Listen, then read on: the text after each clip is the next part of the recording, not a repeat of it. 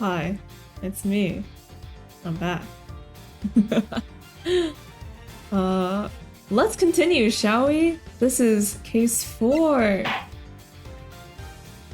Another flashback. So if we were to put now the timeline is case 4, case 2, case 3, and then case 1. I love non-linear storytelling. Alright, hang on. Let me bring this back. I also realized that I forgot the box! The all-important box.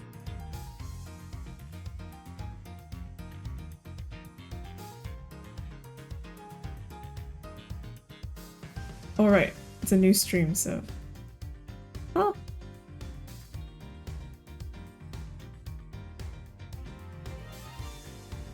Alright, let's go!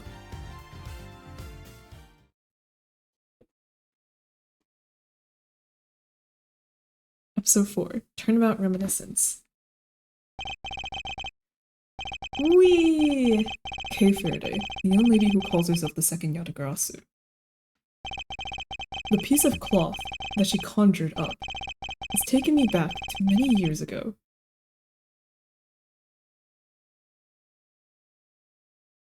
"7 years earlier."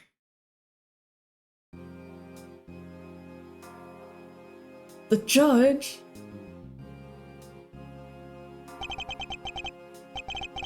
Yeah, that's right.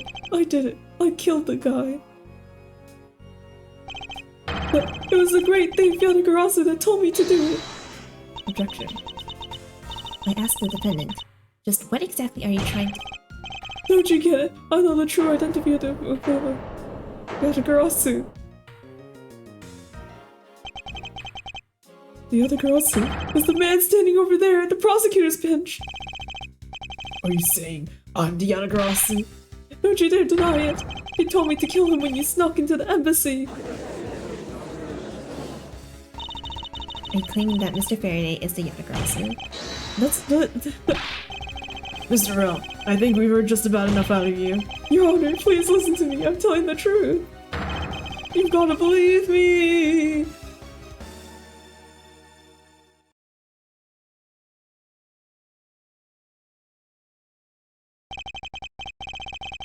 In accordance with the defendant's accusation, a new prosecutor shall be called to replace Mr. Faraday. His court will be in recess until a new prosecutor is chosen. Or whatever. Did you realize?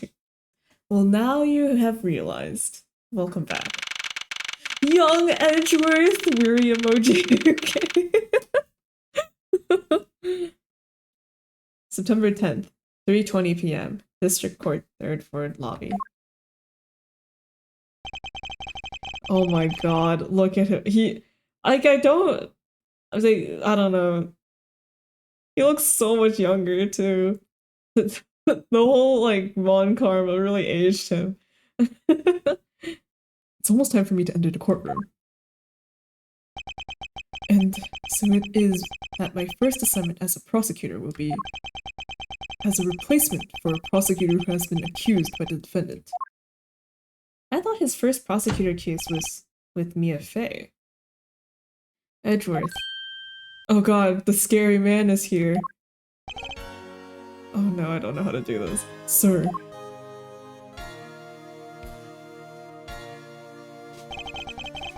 Oh god, oh god, oh god, oh god. Have you read over all the documents regarding this trial? Yes, sir. I've memorized everything there is to know. Very good. The paperwork for the prosecutor's substitution is just about complete. Edgeworth, always bear in mind that as your mentor, I, Manfred von Karma, the strong, will accept nothing short of perfection. I understand, sir. Why do you sound like that? Don't worry about it. To have the chance to stand in court at such an early stage in my career, I'm honored and proud. As I have watched over your studies, I am giving you this very rare chance. Prove yourself. Crush the defendant's pathetic lies into oblivion. Yes, sir.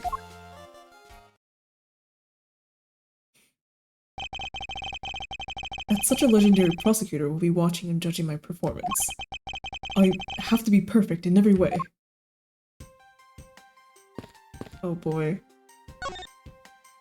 Wait, so am I taller or is he taller? Today's trial should have ended in just 1 minute. Because the defendant was picked up by the security camera, correct? Exactly. The killer had the gall to say that he only killed because he was instructed to do so. Even more outrageous is his claim that the case prosecutor, Byrne Faraday, gave the order. Ha! Faraday is such a fool! He has been cornered by his very own prey. Where am I going with this? Whatever. Sir, are you an acquaintance of Mr. Byrne Faraday? He is a pathetic man who speaks nothing but nonsense. Nonsense. He once tried to explain to me a way of punishing those who cannot be brought to court.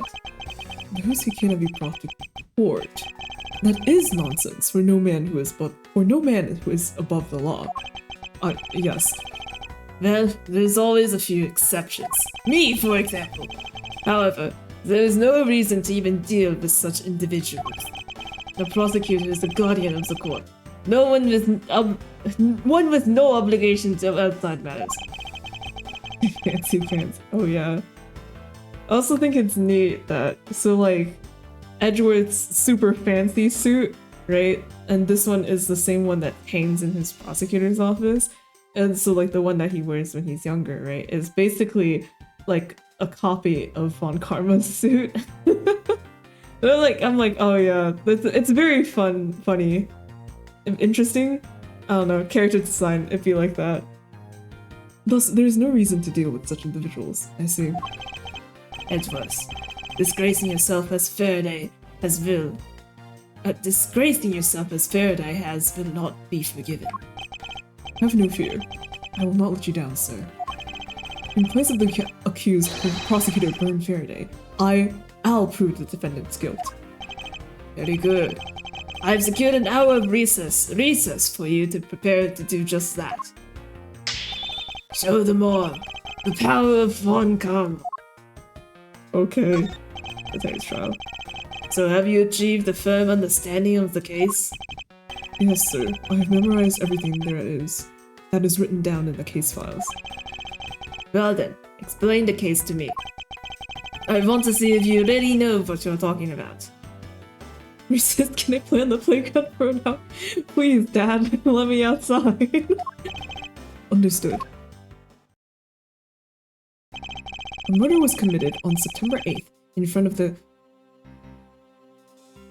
of the Hodopian embassy? What the hell is that mean? The victim, Mr. Deadman.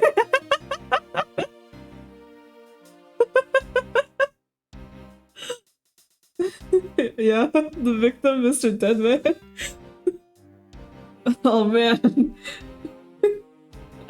I can't say he was blessed with a healthy life. Okay. The victim, Mr. I'm sure it's pronounced Dade Mon, was a staff member at the embassy. The defendant in this case, Mr. Mackerel, was held for questioning the night of the incident as he was deemed suspicious. He was quickly placed under arrest for possession of the murder weapon, a gun. Furthermore, at the time of the murder, the great thief, Yatagarasu, had successfully infiltrated the Hodopian embassy as well. At first, Rel claimed that he himself was the Yatagarasu, but that he did not kill Deadman. I wonder what he expected to gain from such a desperate lie. It's possible that he wants to go down well in the spotlight, if he is found guilty. There's truly no limit to people's inanity. But I digress. Continue, Edgeworth. Yes, sir. During the trial, the prosecution presented the security footage that captured the murder. The footage clearly showed Mr. Rill as the murderer. The act of Mr. Rel firing the gun could be clearly seen from the visitors' gallery. Upon saying that, the defendant retracted his statement, admitted to the murder. I did it because I was told to, but the real Yatagarasu burned Faraday. Oh, that sounds about right. However, you've forgotten one thing. While this may appear to simply be the murder of a Kadopian embassy staff member, people are actually referring to it as the second KG incident, or KG8 incident. Oh, sorry, I forgot a number there, they're just so long. The second KG8 incident. I'm very sorry, sir. I fear I failed to study hard enough. Well, even among the police, it's information that only a select few are privy to. Would you please enlighten me, sir? Second KG incident. Sir, what do you mean by the second KG incident? Oh, KG8. Oh, shit, I'm forgetting numbers too. Fuck me. Okay. In order for me to tell you that, you must first learn about the original case. Take a look at these documents. This is a 3-year-old newspaper. KG8 incident review. Reference materials regarding the KG8 incident. I received them from my mentor. Okay. You have heard of the Amano Group scandal before, correct? Yes, I have. The secretary of Ernest Amano, the Amano Group's director, was arrested under suspicion of smuggling. Correct. CCU.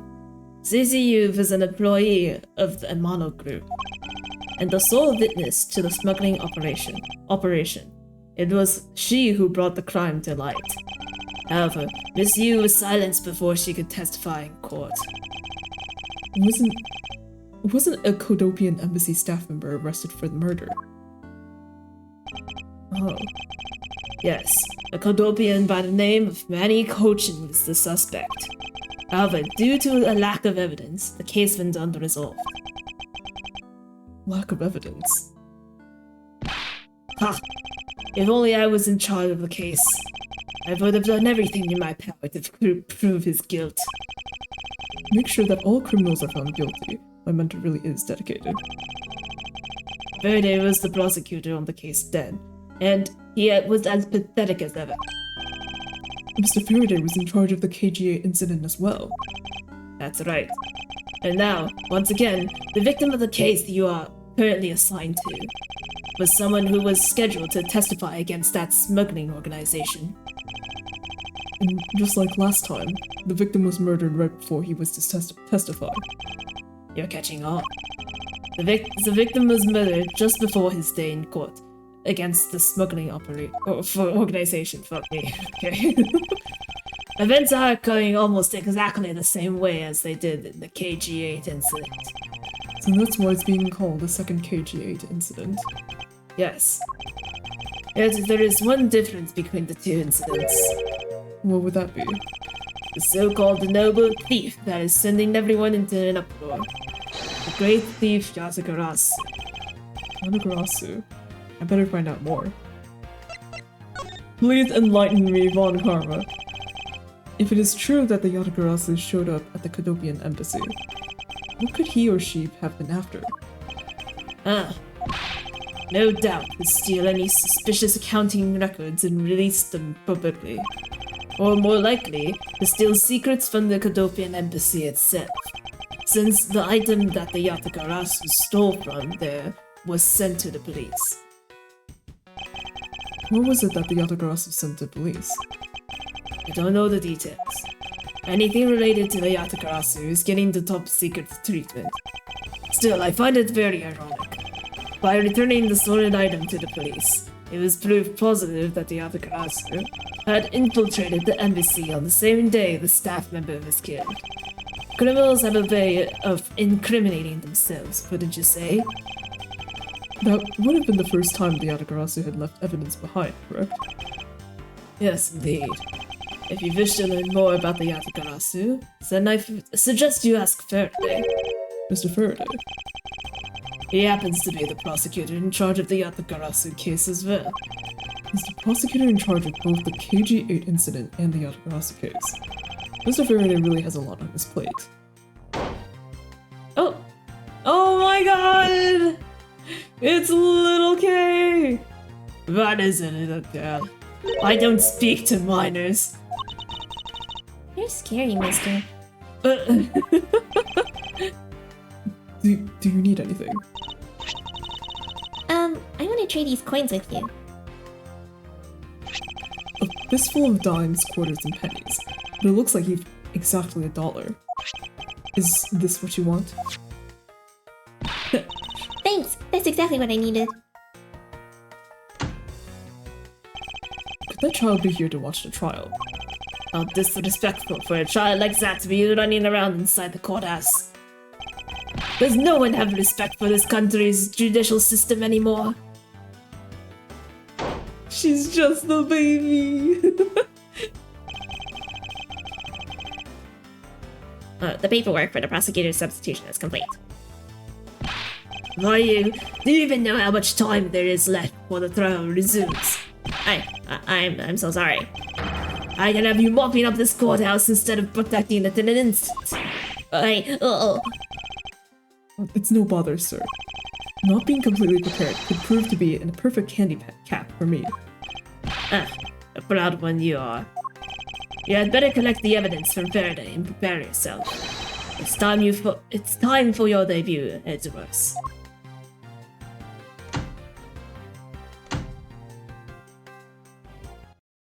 Wait, I didn't get to examine anything else. Oh no! I thought I would talk to Von Karma first and then I get to walk around. Oh well. Damn, we're in court already? Fuck. September 10th, 4 p.m. District Court, courtroom number 3. Where the pointing came from. Yes. A lot of the actions from Edgeworth, as well as Francisca as well, like are very similar to Von Karma. They all three of them finger wag. All three of them cross their arms while squeezing, or like an idle motion of like grabbing their sleeve while their arms are crossed. I think those are the real main two ones that I can think of. But it's really cool how the poses are just like passed down through generations, I guess.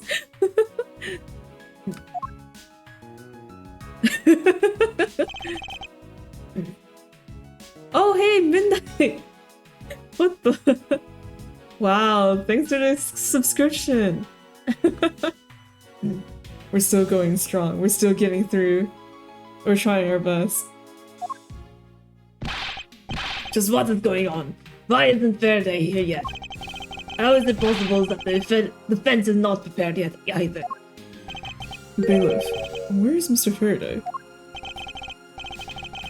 I'm not sure. I wasn't really paying attention. Oh, dude, it's so weird to see the judge have legs. What the fuck?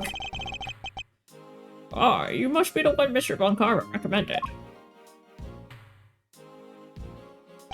I hear this will be your first trial. I look forward to seeing how you perform. Oh, by the way, was there someone celebrating a birthday during the recess? He can walk! Honestly, I thought he just glided around like a ghost. I could have sworn that I heard a popper going off. Like, confirmed. A popper going off? What, like a gun? The judge! May I please call the judge as a witness to the stand? Come to think of it, the other day with my grandson. Sir, it looks like the trial is about to resume. However, Yes, it will be all but impossible to prove the witness a liar. Without the evidence from Faraday. What is that blasted buffoon up to? It's an emergency, sirs! oh, it's Gumshoe! Silence. There shall be no yelling in this sacred hall of law. Bailiff, remove that man from this courtroom as one. No! Right. Please, wait, you have to listen to me. There's an emergency. Defendant lobby number 2, Mr. Faraday and the defendant. The two of them, they're both dead, Your Honor. What? What? What? Oh no.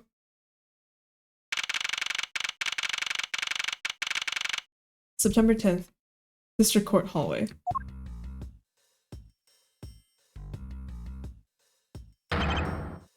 Holy shit.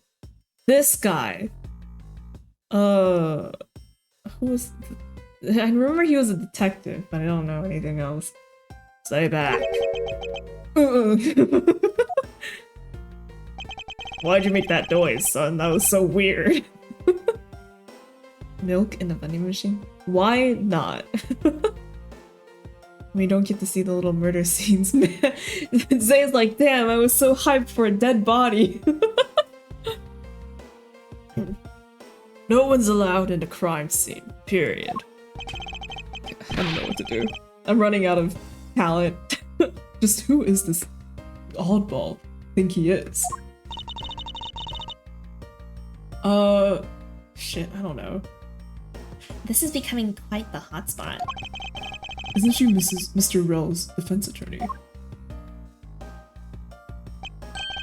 Hey, you! No running in the hallway, pal! And who are you to tell me what to do? I'll never find out what's going on like this. It's time for some civil discourse. His face is so long. Before I do that, oh yeah, what is this? Young judges for justice? A poster of the judge. There's a longer slogan of some sort on it in tiny letters at the bottom. Every strike of my gavel brings the truth closer to me, and my hair farther away. This is a promotional poster for the court or a hair growth product. A fire extinguisher. If one were to be hit in the head with this, I suppose the victim would lose a memory or two. But it's not as though I'd ever be so foolish as to be struck by one of these. Jan Edgeworth is crazy. Okay. First, I need to get a handle on the situation. Perhaps I should talk to some people. I cannot leave just yet. Defendant lobby number 1 is through here. The incident took place in lobby 2 next door. I shouldn't allow myself to be sidetracked like this. I better get a move on. But before, I must get a drink from the vending machine. His hairline blew away, so sad. It was a necessary sacrifice for justice. Yeah, but you gotta suck my sword and turn. Exactly. Edgeworth keeps physically fumbling.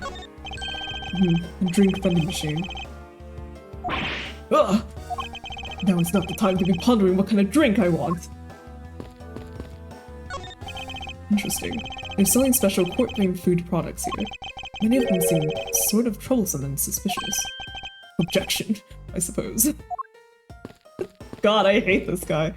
The ants on the wall, excuse me? This sofa looks like it's seen its fair share of use. And it looks like another part of the courthouse is visible from the window. Ugh, my eyes have locked with my reflection's eyes in the barred window. As a student of Von Karma, I refuse to back down. What the hell are you talking about? One. Against yourself? What are you talking about, Edgeworth? What are you doing? Court-themed food. That'd be good for a theme cafe. A ham sandwich, Swiss rolls, beef jerky, milk. Well, you can get a whole meal. Yeah, imagine Ace Attorney themed like cafe, like an anime cafe or something. And the stuff in the cafe is just like beef jerky, ham sandwich, Swiss roll. I wanted to check. 60. He's never known defeat in 35 years. Legendary prosecutor.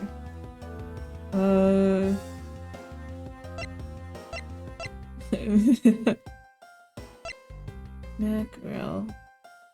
Special handgun he's carrying. Judge. Question mark. Girl with a balloon. During the recess, she asked me to try to change some coins for her. Yeah, the girl also really but claims to be a noble thief infiltrated embassy. Okay. They had a cafe before. Food looks pretty standard anime. Yeah. Well, I'm sure they've had a cafe, but yeah. It would be funny if they just sold beef jerky. Wait, beef jerky for $9? What the? Sandwich for $8? I'm just realizing the prices. Who the fuck is paying $7 for milk? What the hell? This really is the recession. I attraction in Sega building and saw that vending machine. The courthouse specials fast foods and milk vending machine? Is that what it is? What you saw, I mean? I wanted to check the ages because I'm pretty sure Edgeworth at this time is 18. I believe he was 8. Wait, no, he was not 18. No, he was like, wait, hold on. What's the age of Leon Edgeworth again? $9 for beef jerky stand is like the only normal person. Okay. I don't buy enough jerky, sorry. Oh no, he's 20. He's 20 here. Okay. They got the theme park prices. Well, the government has to earn money somehow. Okay. Oh, well, that's not what I wanted. Gumshoe. Or, I don't know who to talk to first. Gumshoe. And you are? Who, me? Hey, pal. It's common courtesy to tell someone your name first before asking theirs. Point taken. My name is Miles Edgeworth. I'm a district prosecutor. Prosecutor? I've never seen a prosecutor as young as you, pal. I've told you my name. Now would you mind telling me yours? Detective Dick Gumshoe. Just recently I achieved my dream of becoming a detective. More than a dream, it's what I was born to do. Wait, maybe I should check and make sure I'm not really in some crazy dream first. It's what I was born to do. After all, my name is Dick Gumshoe. This detective was entirely too excited to be at a murder scene. So, Detective Gumshoe, would you mind telling me what you know about the incident? You know that I don't have to tell you anything, right? I know that.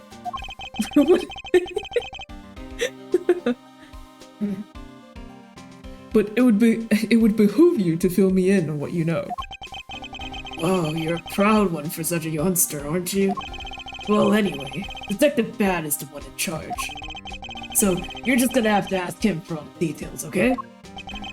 As for me, I was guarding the door to defendant lobby number 2. So you were on guard detail. Did you notice anything strange while you were on duty? Well, I freaked out when I heard a gunshot, and then I kind of froze. You're a detective, and a measly gunshot scared you that much? Then again, I can hardly claim to not know what it's like to hear one at close range. Then Detective Bad came running to the scene. We went into lobby number 2 together, and both men were lying there dead. Is that everything? Yeah, that's it. And I was in the hallway the whole time, but I didn't hear a single peep of struggle. Interesting. Other than the gunshot, he didn't hear a single sound of commotion. Gumshoe's testimony. Other than the gunshot, didn't hear a sound of struggle. Okay. Oh wait. Do I have my badge? Yes. Proof my profession. My mentor said it's more chic to keep it in my pocket. Hey. So it was Von Karma who told you that. Interesting. Okay. You mentioned that you've only recently become a detective, did you not? You got it. I'm a brand spanking new detective. So by that means, you've probably never seen a real prosecutor's badge, right? Oh my god, Edgeworth, you're so... If you so desire to see one, I just might be able to make your day. You don't have to go through the trouble, pal, because the real man has a police badge. And someday, I'm gonna become an ace detective, just like Detective Bad. They'll make a spin-off game for me, too! I can see it now. Oh, Dick Gumshoe, Ace Detective Investigation. Oh, did I say something wrong, pal? Wrong, pal. Forget it, detective. Okay. Do you have a minute? You know, I'm not really into talking to people I don't know. Can we get an ace detective? I want one so badly. Where is he? Where is he, Capcom? Where is Gumshoe? It's been years. It's been 7 years, hasn't it? The jump from the Ace Attorney games to Apollo Justice, and then we don't see Gumshoe again. Where is he? It's been so long. Bring him out of jail. He's not even in jail. Okay. Especially at a time like this. I apologize for not introducing myself before bothering you. My name is Miles Edgeworth. I was to take Mr. Faraday's place in court. Edgeworth, huh? Never heard of you. So, Faraday's substitute is a newbie, huh? I'll have you know, madam, that I studied under Manfred von Karma. Oh my god, Edgeworth is so embarrassing. Do not take me for some naive novice. Huh? Do not take me for some naive novice.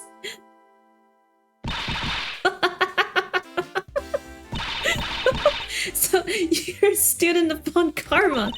I should have... Those clothes are a dead giveaway. Stop right there! These are garments of the one who gallantly presents the facts.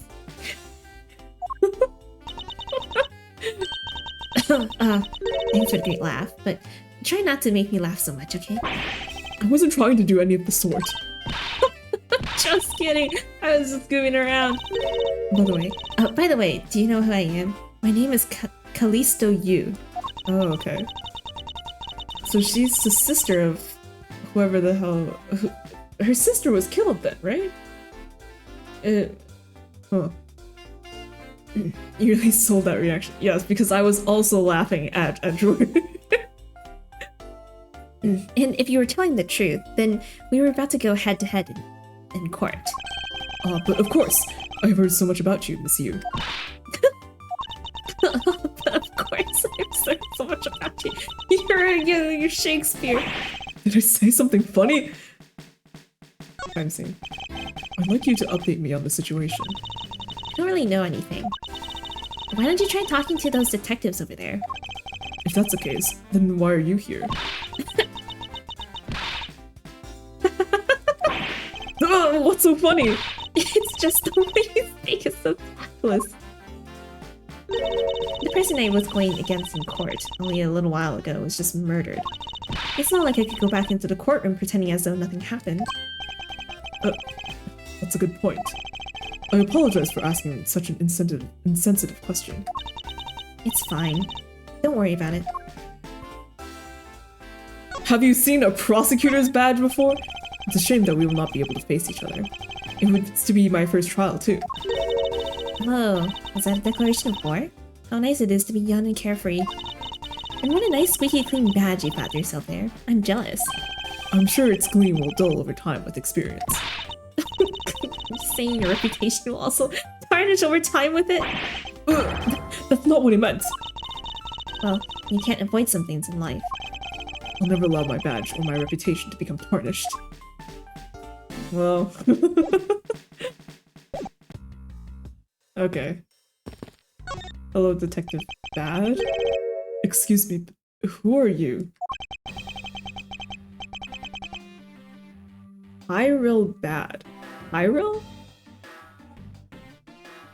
Oh my god.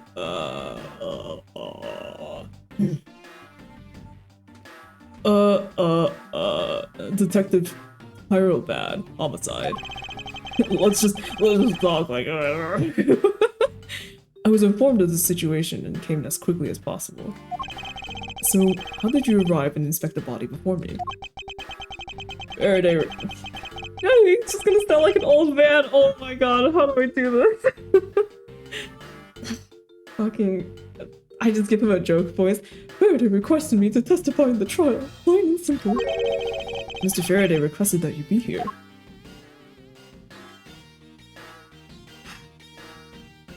I killed him to Orlov. I've already contacted HQ about the situation. I've got nothing to say to you, kid. Kid? You're the one with the kid's voice. I'm Mr. Faraday's substitute in today's trial. Therefore, I insist that you update me on the situation. I can't back down here. I have a right to know. Do I need to teach you a thing or two about how to talk to adults, kid? Is he threatening me? Oh, Is he going for his gun? A mirror? It's just a mirror. How dare you trick me like that? Faraday was stabbed to death with some kind of blade, and he had a gun in his hand. The other man, Mr. Mackerel, was shot and killed. He was found holding a bloody knife in his hand. Was there anyone else who went into the defendant lobby number 2? Yeah, that big lug over there. His name's Gumshoe. He was in charge of guarding the place. He's claiming that no one else entered the room.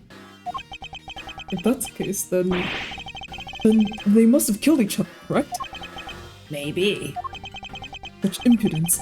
This guy really is testing my patience. Why was I not informed that you were going to testify in court? Homicides aren't my only gig. The Yatagarasu case is also one of my assignments. So you were called upon to comment on the Yatagarasu's characteristics, in order to assess if Mr. Faraday really was the Yatagarasu or not. Well. Looks like you just might have a brain after all in that head of yours, son. Son, I'm not your son, Pops.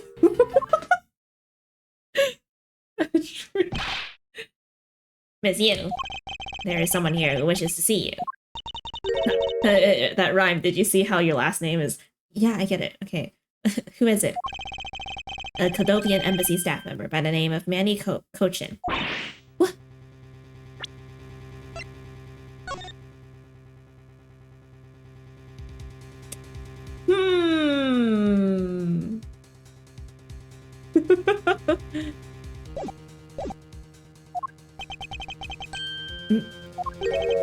What's going on? Detective Bad and Miss Yu's moods just changed all of a sudden. Wait a second. Wasn't Manny Kochin? I'll be right there. Big thonk. Oh! It's nice to see you again, Miss Yu. Why are you here? I have no desire to ever see you again. Now. Ashley, would you mind stepping aside for a brief chat? Fine, let's go. Oh. Bad. Von Karma, it's been a long time. Shit, wait. I knew you would show up. You usually do when the Yatagarasu is involved, and I see this case is no exception. Do you know Detective Bad, sir? Yes, he's like an old bloodhound that never leaves the scene of a crime. If only he would get a promotion and move on. It's the crime scene where a detective's most useful and effective. It's not like I don't know that. Moving on though, Bad. Wait, what the fuck is... Oh my god, I'm losing it. I'm losing it! Fuck. He walks so fast to the king. He's got justice to serve. Moving on though, Bad. That man I just passed by. Was he not the suspect from the KG8 incident? So I was right. Just what is that man doing, wandering around here? That's Faraday. I can't believe he let such an easy catch get away. Imbecile. I would have proved his guilt in 3 minutes. Von Karma, I think you've said enough for now. It's in poor taste to speak like that about the party. Very well. Back on topic. I'm placing the Edgeworth in charge of the investigation here. Objection! Oh! Oh my god! Oh my god! Oh my god! There she is! Franziska! Tiny! Small! Baby! Just a child! Papa, how can you place him in charge? Franziska, what are you doing here? I'm here for summer vacation with us. Franziska von Karma, so she is here on vacation from Germany. She's the daughter of Manfred von Karma and a student of his, who's also junior to me. You're the one who's junior to me, and don't you forget it. What the hell is... Oh, whatever. You're not conveniently avoiding the bar examination, are you? If you were able to pass, then I'll have absolutely no trouble at all. I'll never allow myself to lose to you. Never! Why does she always have to be this competitive? Anyway, Papa, are you really assigning Miles Edgeworth to cover the case? What the hell? Yes, I am. So why do you ask? Well, you know, I'm close to becoming a prosecutor myself. And I am 100% confident that I can do a better job than him. That's just like Francisca. She has no problem bad-mouthing someone right in front of them. Bad. Yeah. These two... Wait. Oh my god. These two will be conducting the investigation. What? You want me to let both of these kids let loose on the crime scene? This is the perfect opportunity for them to work on their prosecutorial skills. Crime scene's not a place for children to be messing around in. I'm the one with the authority of this crime scene, bad. And I will not tolerate complaining. Edgeworth, Francisca, I leave this case to the two of you. This is your summer vacation homework, okay? Understood, sir. Yes, Papa. Now go take care of the paperwork. Now, remember, I accept nothing but a perfect report from the both of you. Do not disappoint me. Now, Daddy needs a coffee. Or some milk from the courthouse special spending machine. Oh, hold up, Von Karma, I didn't agree to. Miles Edgeworth, It's been quite some time, Francisco. this will be the perfect chance for us to see which of us is truly worthy of the Von Karma name. I don't know why I sound French. Would it kill you to at least say hello? Long time no see. Very good. Just because you became a prosecutor first doesn't mean that you can act all proud. She hasn't changed a bit. Miles Edgeworth! As I was saying, we shall see which one of us is worthy of the Von Karma name. For crying out loud, I've been reduced to a babysitter. I'm just gonna make that sound constipated. Looks like Mr. Von Karma was successful in convincing the detective. It's just like him, he never fails. Now, I'd appreciate it if you could quickly run me through the facts, Detective Bad. You're better off checking things out on your own. Okay. Very well. Seems like getting help from Detective Bad will be a most arduous task. Oh god, wait, what? They were just on top of each other like that? September 10th, 4:15 p.m. District Court, Defending Lobby number 2.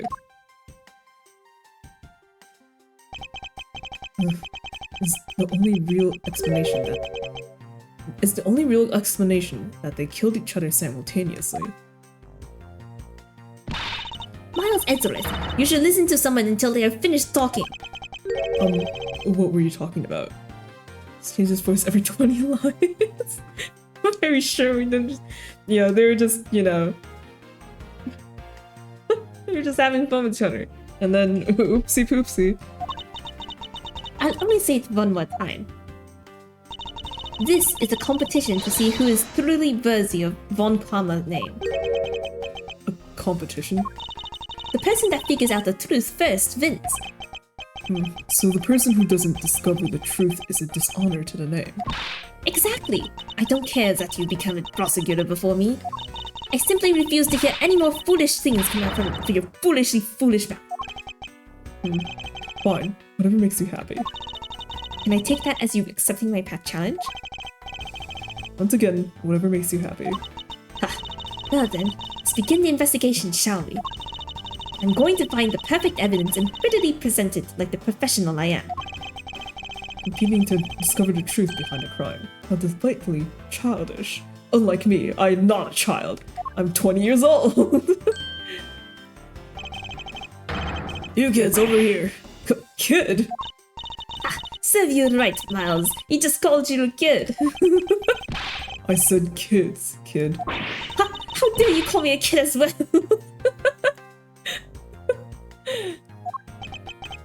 I'll do what I please. I won't allow you to cause a ruckus on my crime scene.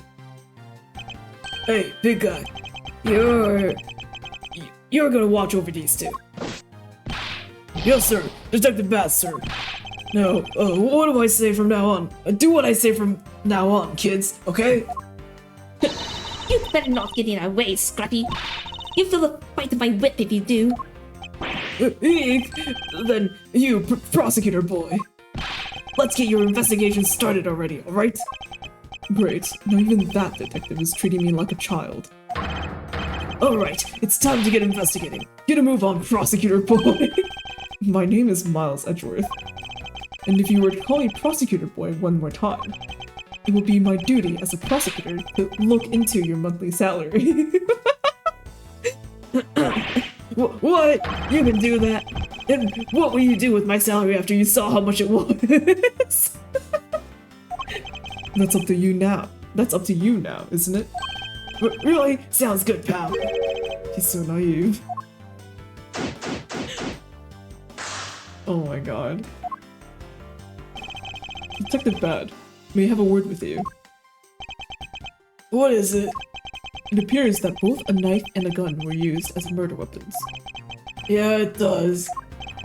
That leads us to our first question of the investigation. Where did the men acquire the weapons? The gun was inside of Faraday's bag. It was a piece of evidence that was presented in the trial earlier today. It was used to kill the Cadopian embassy staff member. But I never heard anything about the knife. Mr. Rel was being held by the police. There's no way he could have brought it in. Which means it's possible that Faraday had the knife on him from the start as well. Could it have been a piece of evidence that had yet to be presented? But then, why doesn't Detective Bad know about it? Wait, what if? Is it possible that Mr. Faraday brought the knife in under the guise of prosecutorial evidence? He could have brought it out. He could have brought it out and attacked Mr. Rel with it. Maybe you've got a brain in there after all, kid. Is he going to treat me like a child forever? It looks like Mr. Faraday attacked Mr. Rel first, who then counterattacked. That's the only logical conclusion you can draw from a scene like this. Not yet. I feel that it's much too early to be drawing conclusions already. I must first find conclusive evidence, so as to protect the honor of the Von Karma name. Posture. My posture is great. Great! Kellogg's Frosted Flakes. They're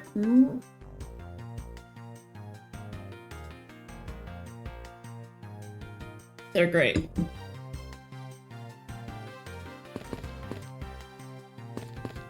Ooh. Oh wait, hold on.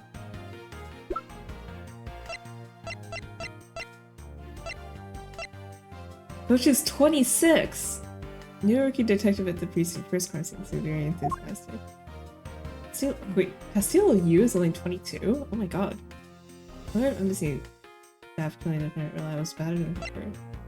Tyro Bad, 53. Eagle-eyed homicide detective was called in to be an expert witness on the Undergrass case.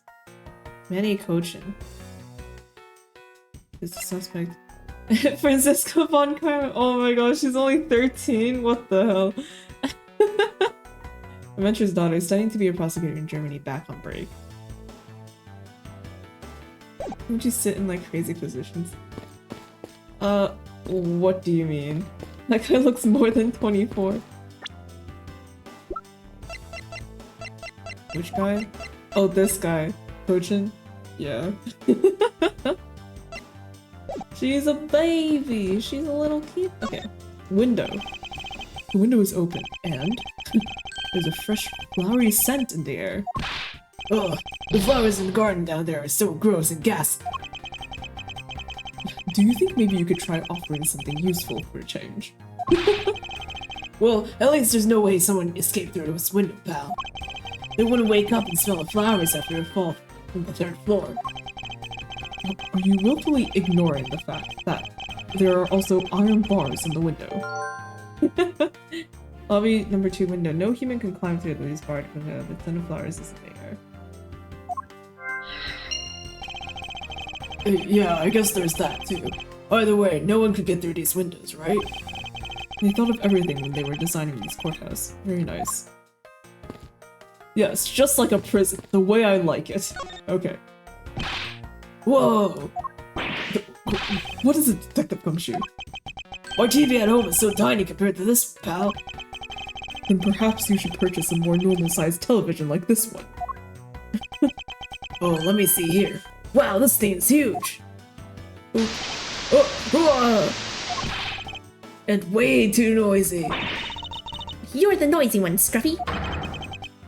Don't touch it! You'll get your fingerprints all over it! But I didn't touch it. Preservation of the crime scene is the foundation of detective work. The foundation, huh? Sounds like something the rookie here needs to shore up on.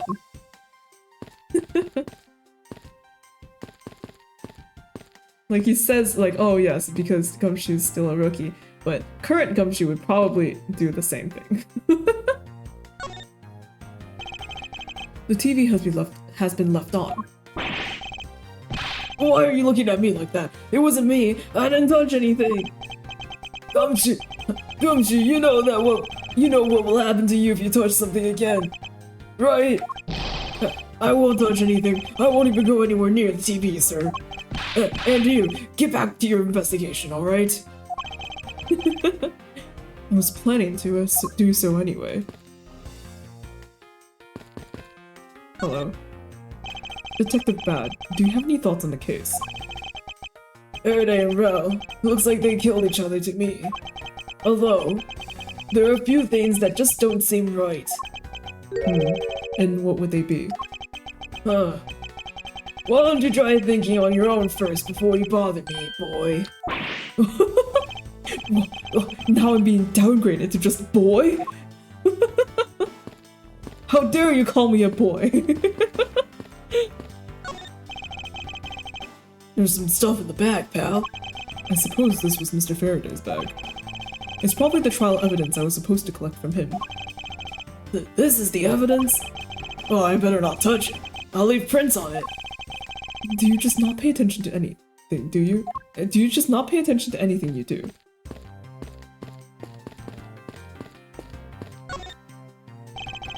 There are some plastic bags stacked up on the table. There's a tea set too, but there doesn't seem to be any sign of disturbance. Yeah, the table's all neat and tidy. Neat and tidy table, tea set and plastic bags and table can be undisturbed. Okay. Maybe they were super quiet in their scuffle? After all, I didn't hear anything from out in the hallway, you know? Maybe the plastic bags scattered on the floor are throwing us off.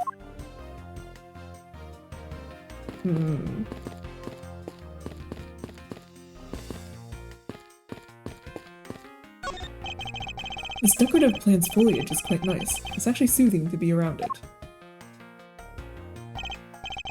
Perhaps I should purchase one for my room. Okay. It looks like this sofa is ready to be disposed of. It's so soft. I could sleep for all 25 hours of the day on this thing. How old is he right now? How old is who? Gumshoe? I think Gumshoe's 26 here. If only I could dispose of him. Oh, don't say that, Mr. Edgeworth. You love me, don't you? No.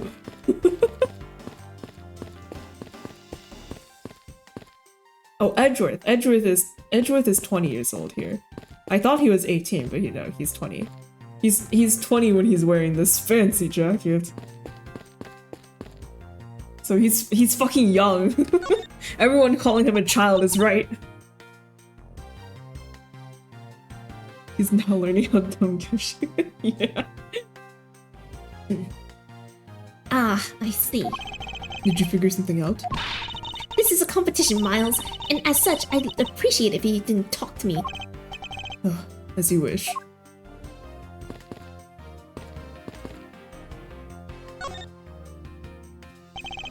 Looks like Mr. Faraday fell on top of Mr. Rel. I won't rest until I've inspected every nook and cranny. At first glance, it seems like they must have killed each other. However, Using logic, the only logical conclusion is, aha! what was that outburst for? My detective's instinct just hit me real hard. It was Mr. Rell that fell first, see? You don't need a detective's instinct for that. It's common sense. But I suppose we won't know much more than that until after I examine the bodies. I won't rest until I inspect every suspicious-looking nook and cranny. I can just imagine for like almost 10 years, Edgeworth has said the same thing over and over again. Mr. Faraday, how ironic it is for him to lose his life in a courthouse. Yeah, why did it have to be like this? I don't know what to say. I can't believe this happened while I was on watch, pal. Rather than beating yourself up, you should spend your time continuing the investigation. Didn't you become a detective in order to solve crimes? Yeah, Then get back to work. Find out the cause of his murder. right, I'm on it, pal. Ink on the hand. His hand is all black down here, see? I wonder what it could be. If you look closely, this blotching pattern resembles an ink stain. Ink stain has an ink on his left hand. Why is there ink on such a place anyway? Could it be possible that he's actually left-handed and therefore he should have been holding the gun in his left hand? And we're gonna have another case where the left and right-handedness of every person comes into question.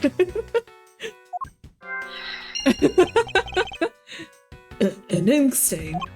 Yes, I usually get ink on my own hand when I use my feather pen. A feather pen? I've never seen one before. Sure you aren't just making it up, pal? Gumshoe. Never mind. First he killed a Colobian embassy staff member, then he was murdered himself. This guy wasn't exactly an angel, you know? Oh, what makes you say that? Well, he's been hauled into the precinct several times for theft and assault, pal. So, yeah, he's definitely the type to have committed a murder or two. Well, he did admit to killing Mr. Deedmon.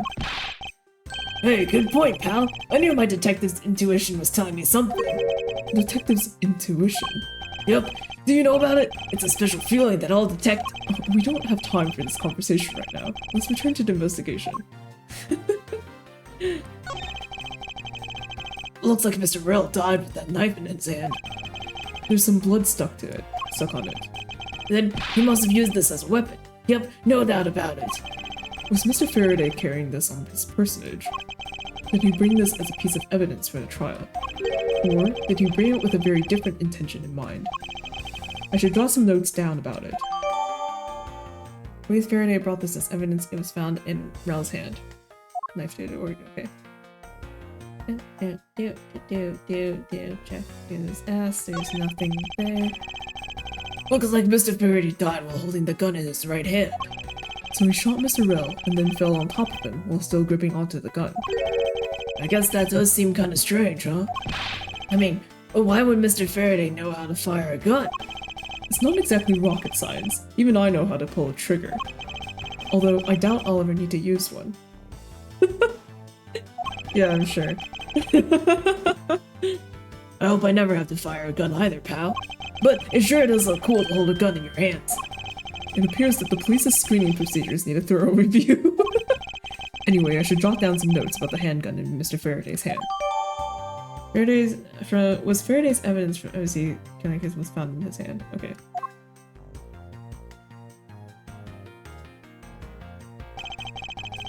Mr. Rell's cause of death was from being shot, correct?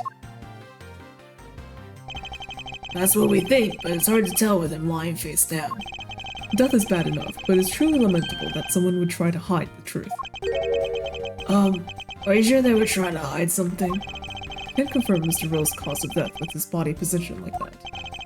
Detective Bad, I'd like to examine the bodies in further detail if possible. What's this? You're not able to form a theory with them the way they are?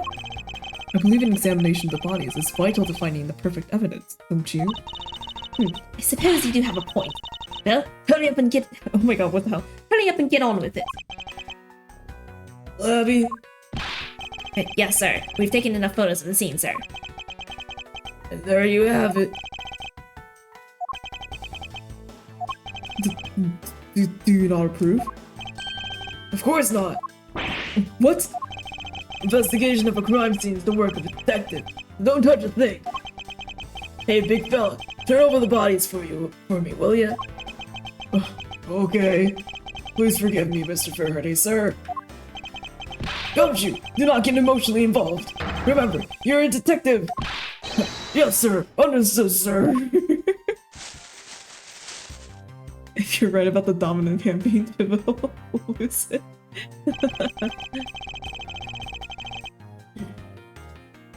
Well, we'll see. I won't rest until I've inspected every suspicious-looking nook and cranny. Okay. Fuck, I didn't shut. There's something in his breast pocket. It's a fountain pen. Fountain pen in Mr. Faraday's pocket has an especially nice nib. Okay.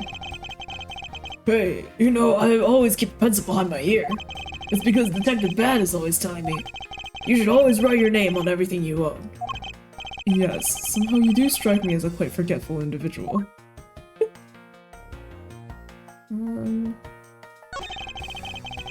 There's a knife wound in his chest here, see? I wonder if the wound matches the knife Mr. Rell is holding. Abby, Yes, sir. Verifying now, sir. make it quick. From the look of things, one could deduce that the knife Mr. Rell is holding is what killed Mr. Faraday. Okay, but this wasn't a stab in the heart. This was a stab in the right nipple, you know? Like, I don't see how he could have died from this if it wasn't blood loss, but there isn't that much blood? Question mark?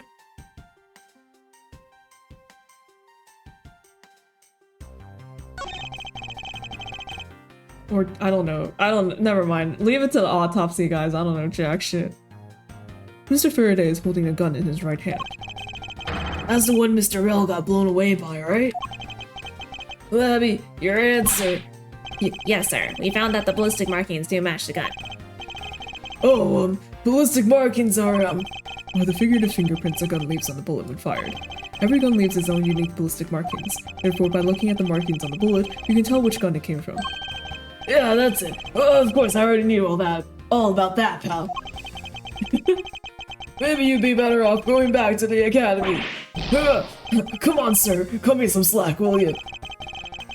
So the bullet that was fired from this gun is what felled Mr. Rell. That rhymed. Did you see that? Did you see that? Did you see that?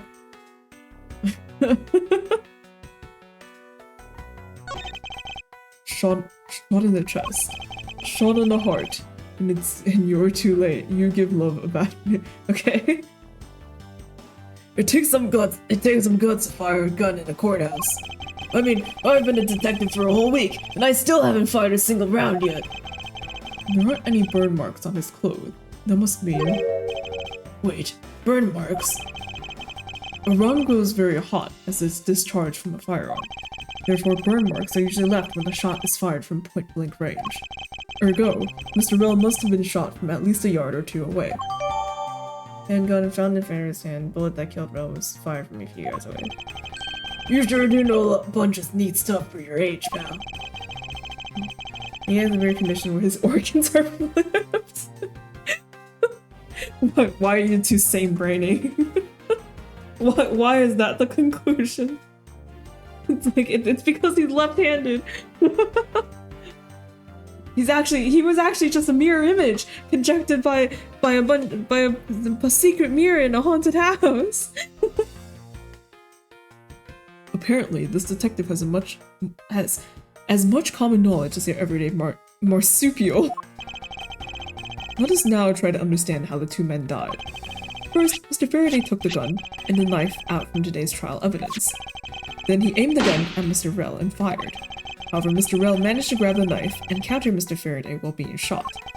Then the two men fell together where they stood. That is my theory, in any case. What a crazy way to go. From a mystery game of voice. Oh my god.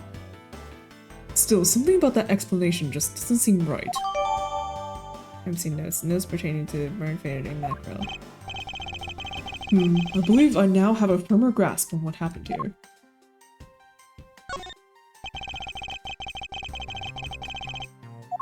I missed another thing. I didn't check the knife. It looks like Mr. Faraday was stabbed with this knife that Mr. Rell is holding. Ouch! What's wrong, Detective? My stomach started to hurt from just thinking about being stabbed. Just keep your mind on the case, alright? Okay, I think that's it. Wait, it's not?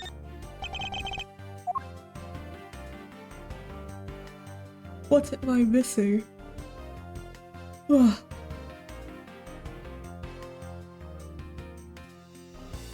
No, but actually, what am I missing?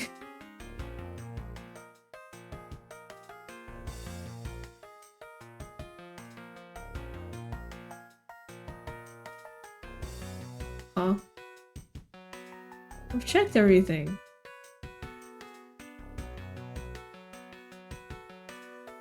They're lying to me. They say there's something new, but there isn't.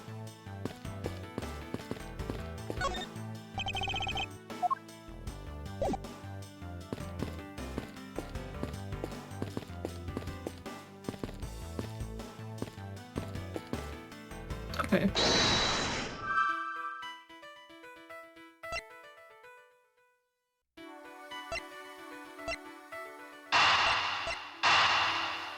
I'm gonna be right.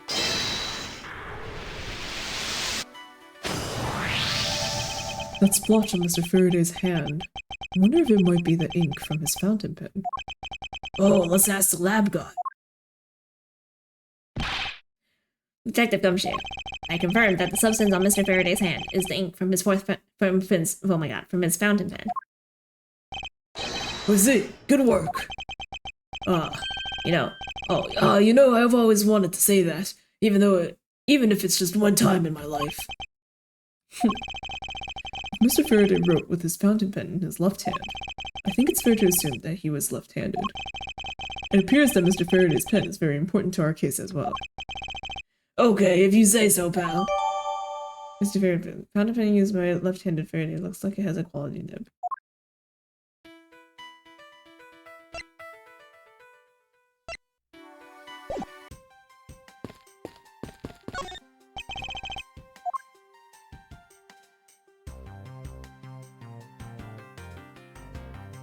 Help. What else do I need to examine?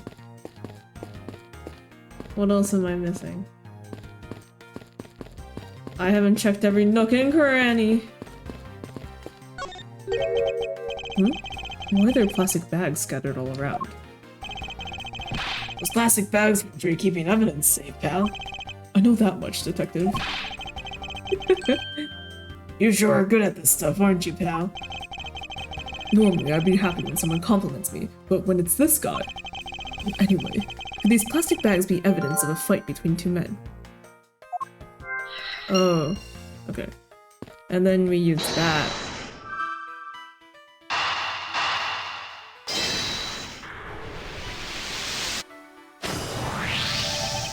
There's a very tidy pile of plastic bags on the table, and yet a portion of them wound up scattered on the floor as well. It's not likely that the ones on the floor were knocked off during the struggle, in which case, might there not be another explanation as to how they got there? Another reason? I believe it's possible that the blood on the outside of this bag is related somehow. Please get that blood away from me, pal. Detective Gumshoe, whose blood is on this bag? Hold on. Let me ask the lab guy. Alright, please hurry. Wait till we get a load of this, pal. It's Mr. Faraday's. Oh, and the technician said they didn't find anything else or on or in the bag either. It would appear that this bag is a very important piece of evidence. Okay, if you say so, I'll leave it in your hands, pal. One of the bags strewn on the floor of lobby number 2 has Faraday's blood on it. I guess there's not much left to investigate, huh? They really did kill each other. No, we can't conclude that quite yet. There's still something I find very peculiar here. The theory that they simply killed one another is too simplistic in this case. In fact, there is actually a contradiction that shows there is another possibility. No way, pal, really? I suppose I will just have to show you the contradiction in this crime scene. I won't rest until I've inspected every suspicious looking granny. Okay. Wow, I think I was right.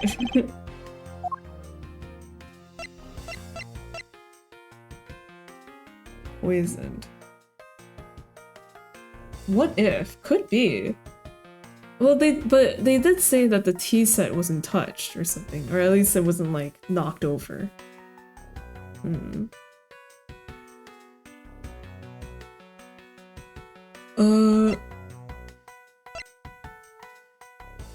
This. Now we come face to face with the contradiction I spoke of, and it's this! Mr. Faraday used his left hand to write with his fountain pen. Ergo, he is left-handed. And yet, the handgun is in his right hand. Don't you find it odd that the left-handed Miss Faraday would hold the gun in his right hand? That, ladies and gentlemen, is the great contradiction haunting this crime scene. Hey, you're right, pal. That does seem kind of strange. But how could something like that happen? The facts add up to one conclusion, and one alone. The handedness again? Yeah. Can't get enough of it. The classic. Someone else put the gun in Mr. Faraday's hand after he died. Someone else? Plastic bags scattered on the floor, and a gun in the wrong hand. I sense the presence of a shadowy figure behind this case. A person of vile intent who is serious about keeping the truth from us. Investigation complete! September 10th. District Court. Defendant Lobby number 2.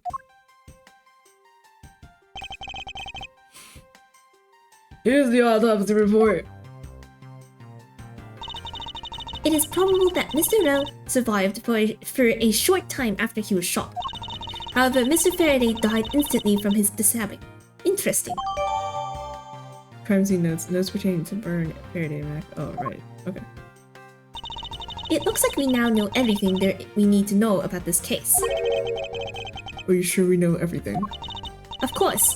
The incident began with Mr. Faraday attempting to get his revenge. The prosecutor went into a rage from being accused and tried to kill the defendant. But the defendant fought back and they ended up killing each other. It's all very clear and simple. There is absolutely no margin for doubt. Do you really believe that to be the truth? Ha! Are you saying that just because I figured out the truth before you? That you don't want to believe it's true?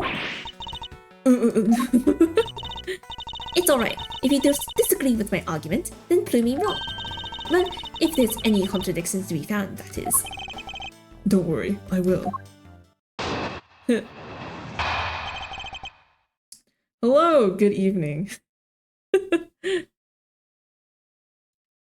What happened? Mr. Faraday's death was instantaneous, while Mr. Rel survived for a short time. From this, it's obvious that Mr. Faraday died after he shot Mr. Rel. And Mr. Rel, while on the brink of death, stole Mr. Faraday's knife and stabbed him. Those are the facts of this case. Mr. Faraday's death was instantaneous, therefore he must have attacked first. Proving that logic to be false is probably the fastest way to show her that she's wrong. In that case, I should first look for any holes in her theory. Child princess. Yeah! She's so cute. She's just... Okay. What happened? Mr. Faraday's death was instantaneous while Mr. Rel survived for a short time. Hold it! Hold it! Do you truly believe that Mr. Faraday died instantaneously? I have the medical report right here. Mr. Faraday died instantaneously of shock due to being stabbed in the chest. Oh, okay. There, you see? It's been documented clear as day. Ugh, fuck, I didn't get to read. I forgot to read. And this is obvious that Mr. Faraday died after he shot Mr. Rel. Hold it! Mr. Faraday shot Mr. Rel before he died. Do you have any basis for that statement? Your foolishness has no end, does it? Now, I hate to repeat myself, however, Mr. Faraday died instantaneously. That's all the basis I need. Alright, so if Mr. Faraday died instantaneously, then he must have attacked Mr. Rel before being stabbed.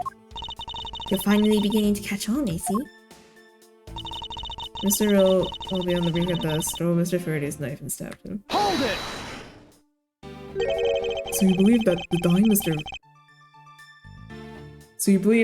Mr. Rill stole the knife from Mr. Faraday? Mr. Rell became desperate as he did not want to die. Human beings can do amazing things when they are put to the test.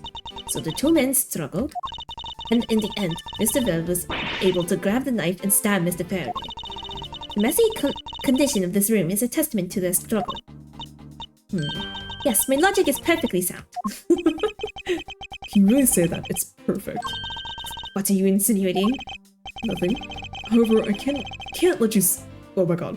However, I can't let what you said slide by without further inquiry. One must be clear and precise.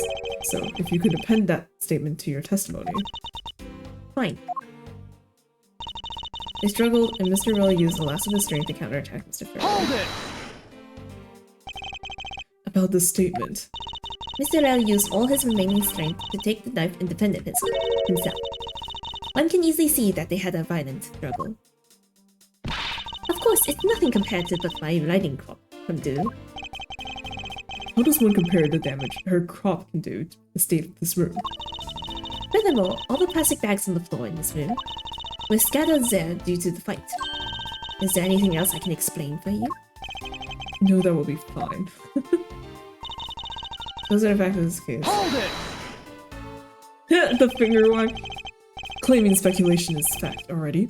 Don't you feel that the evidence is a bit lacking? You'll find all the evidence you need just by looking around this room. Mr. Faraday collapsed on top of Mr. Rare.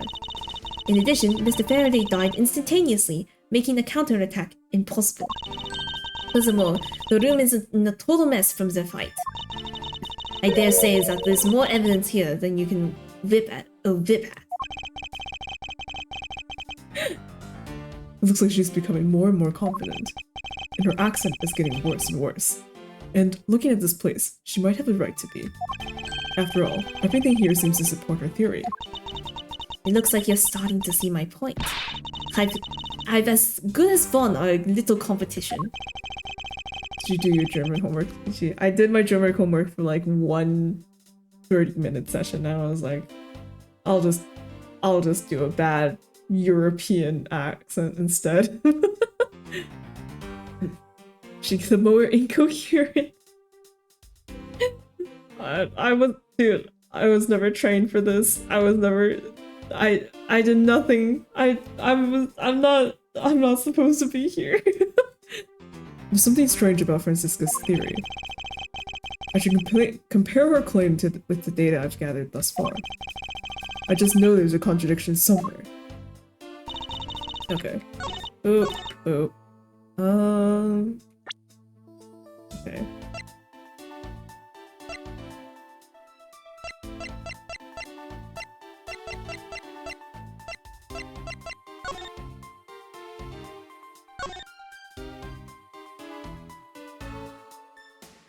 Oh wait. Oh yeah, okay.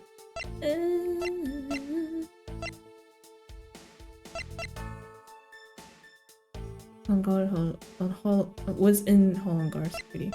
I think I can just present Gumshoe's thing, yeah. Objection! If the two men were fighting, their struggle would have surely caused quite a bit of noise. However, Detective Gumshoe testified that he heard absolutely nothing. You place too much faith in that detective's testimony, you know. But for the sake of argument, let's say there wasn't a fight. How then did Mr. Rell get his hands on the knife? Mr. Faraday's bag was sitting right here in lobby number 2. It's not hard to imagine that perhaps Mr. Rell saw a chance and took it out at some point.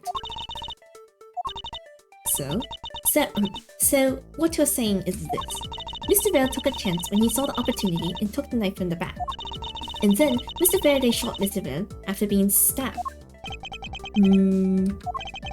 Isn't there something strange in Francisca's statement just now? Low-key, I didn't catch it. Hang on. So you're saying this. Mr. Rell took a chance when he saw the opportunity and took the knife from the bag. And then Mr. Faraday shot Mr. Rell after being stabbed. Oh no, because Mr. Faraday died instantly. Wait, something doesn't add up. Really? Simply not possible for Mr. Faraday to have shot Mr. Rel after being stabbed.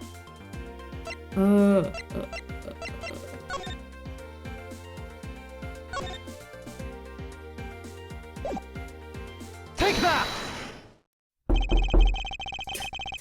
Go away! No trick-or-treaters allowed! According to coroner's report, Mr. Faraday died instantly, meaning that he died immediately upon being stabbed by the knife. Ergo, he could not possibly have fired the gun after that. Ugh, you got me. But of course, Well then, if the report is correct, then there is only one correct explanation. If we suppose that Mr. Rel attacked first, then Mr. Faraday, who died instantly, would have been unable to kill Mr. Rel. Therefore, Mr. Rel must have stabbed Mr. Faraday after he was shot. Then they both died. That is the only explanation that makes logical sense. neglecting, what the hell? Negating your opponent's idea in order to prove your own theory. I see you've been studying, Francisco. I just wanted to explain to you as simply as possible. Before you foolishly propose a foolish theory that only a foolish fool like you could. How naive of you to believe that only your opinions are valid.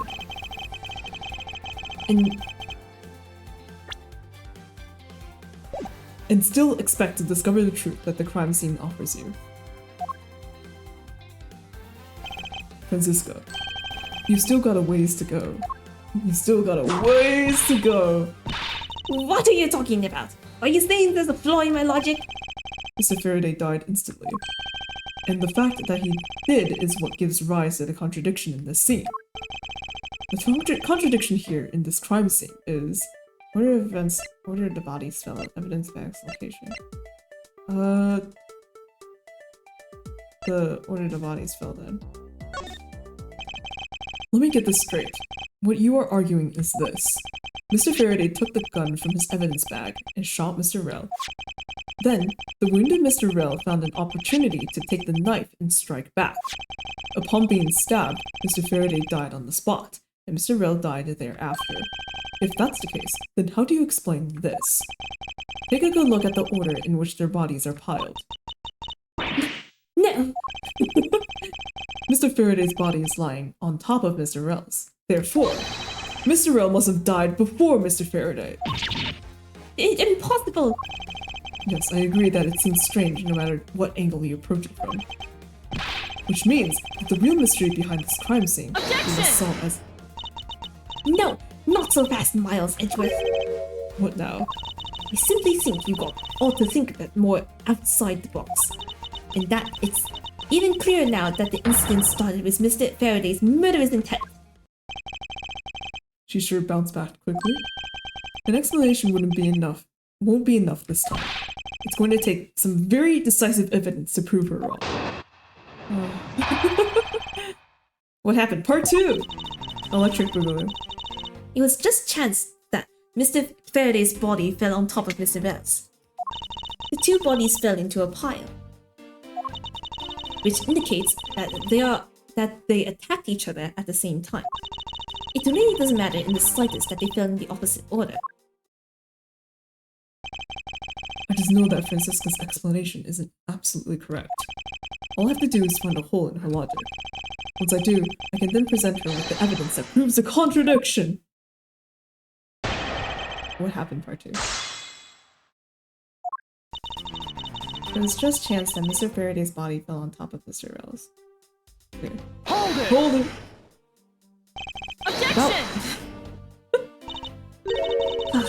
Testing someone's testimony in order to gain some time to think. You're a real one-trick pony, aren't you? It's too bad your trick only works on fools. That wasn't my intent. I simply wish for more details on how Mr. Faraday ended up on top of Mr. Rel. Someone's impatient. I was just about to explain everything to you. So do you think you could hold on for a minute? Francisco, I'll make you a deal. I'll hold on if you hold on to that whip of yours. Oh, I'll hold on to it alright, as I whip you. Owie. Well, now that you've quieted down a bit, I'd like to continue, if you don't mind. Wait, shit. No. Just chance. The two bodies fell into a pile. Hold it! The two fell on top of each other. Don't you find that to be just a bit strange? Hold it. Objection. Not at all. Ugh. I can see it in her eyes. She's dead set against me from the bottom of her heart. Miles Edgeworth, once I'm done here, you'll see that there's nothing strange at all. Now then, the two men fell into a pile, which indicates that they attacked each other at the same time. Okay. Hold it! What do you mean by they attacked each other at the same time?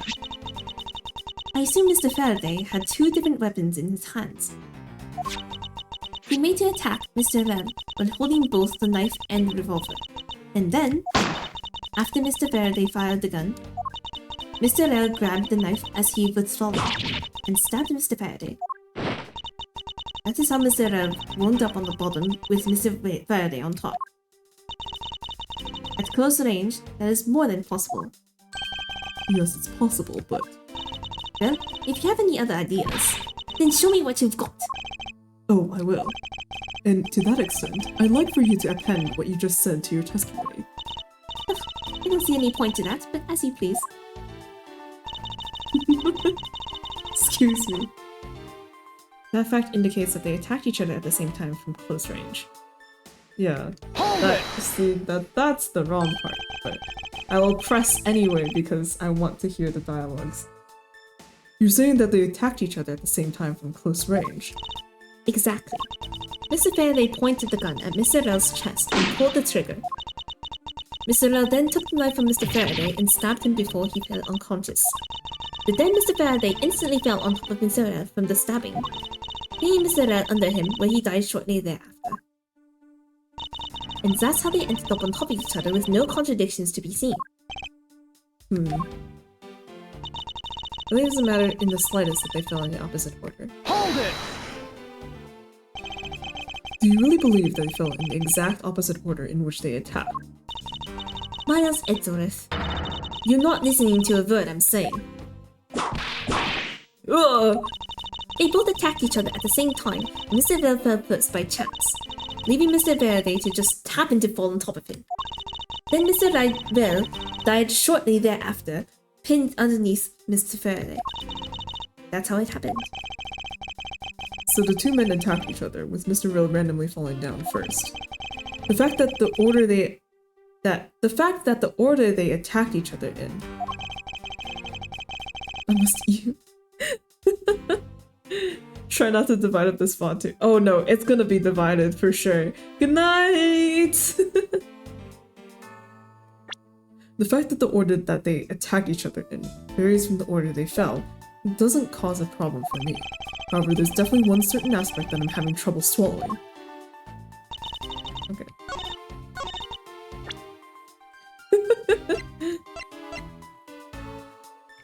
Objection! Objection! So you believe they killed each other at close range? Sorry, but that's impossible. Just as it is written in the crime scene notes, the firing of the handgun didn't leave a gunpowder burn on Mr. Rel's clothes. Therefore, Mr. Rel and the gun must have been separated by a distance of at least 2 or 3 yards. Yes, this is by far the biggest contradiction. 2 bodies are piled on top of each other, yet the gun was fired from a distance. And with there being no chance that Mr. Rel moves that far after being shot, that leaves only one possible explanation. What a completely foolish line of foolish thought from a thoroughly foolish fool. If I'm not right, then who was it that made the first move with the intent to kill, huh? Who? The person that attacked first with murderous intent? That would be...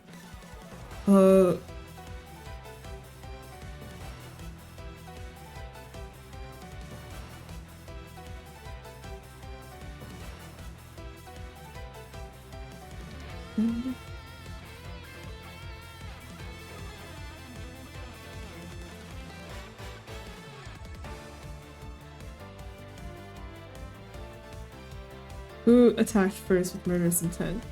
That would be...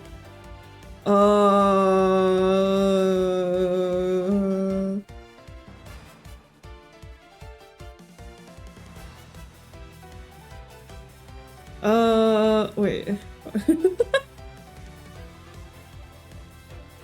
Mr. Faraday.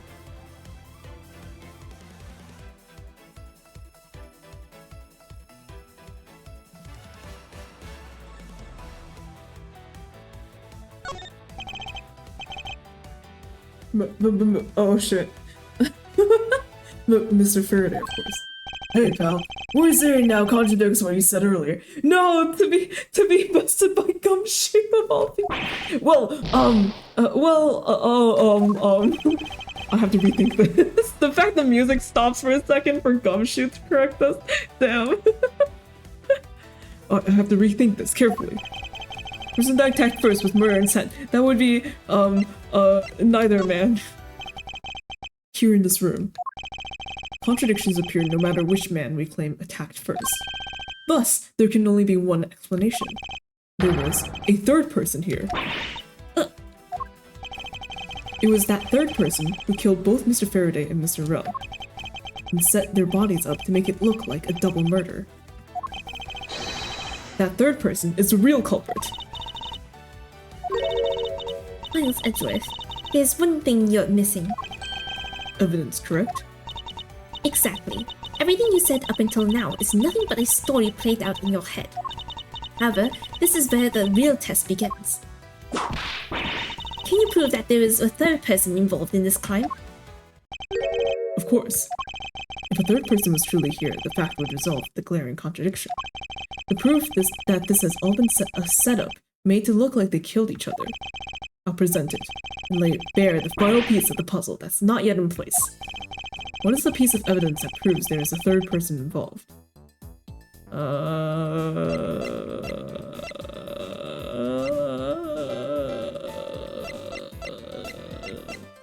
He was left-handed? Question mark. This is oh god no. This is the very evidence. And exactly how is this related? This is just a stupid fountain pen, Miles Edgeworth. Do you think you can explain it to me? No. There's no need for an explanation. Well, I have no idea how it's related, so could you please explain it to me? Yes, well, Let me guess. You can't explain it, can you?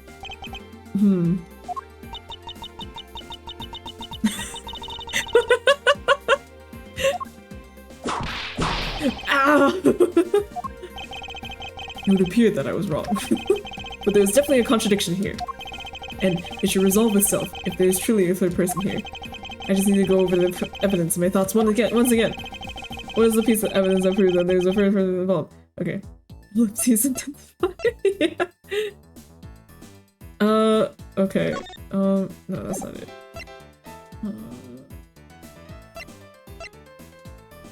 Maybe it's like, ooh.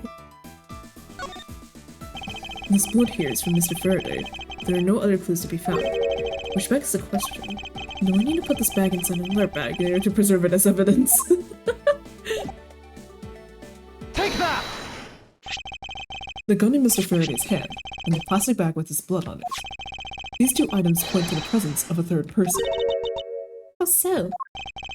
Recall Detective Gumshoe's testimony. I was in the hallway the whole time, but I didn't hear a single people struggle. If there wasn't a struggle in this room, then there shouldn't be any plastic bags on the ground, meaning that someone else must have deliberately scattered them around. No. Do you not see the possibility in this? Disregarding the gun for a moment, there's a high probability of blood splatter when a knife is used on a person. If the culprit held a knife with a plastic bag around it, they could use the bag to catch any blood splatter from when they withdrew the knife. Then, by spreading a few more plastic bags around, mixing the bloody one in with them, and arranging the room to make it look like there was a struggle between the two, they were able to conceal their presence. Ah!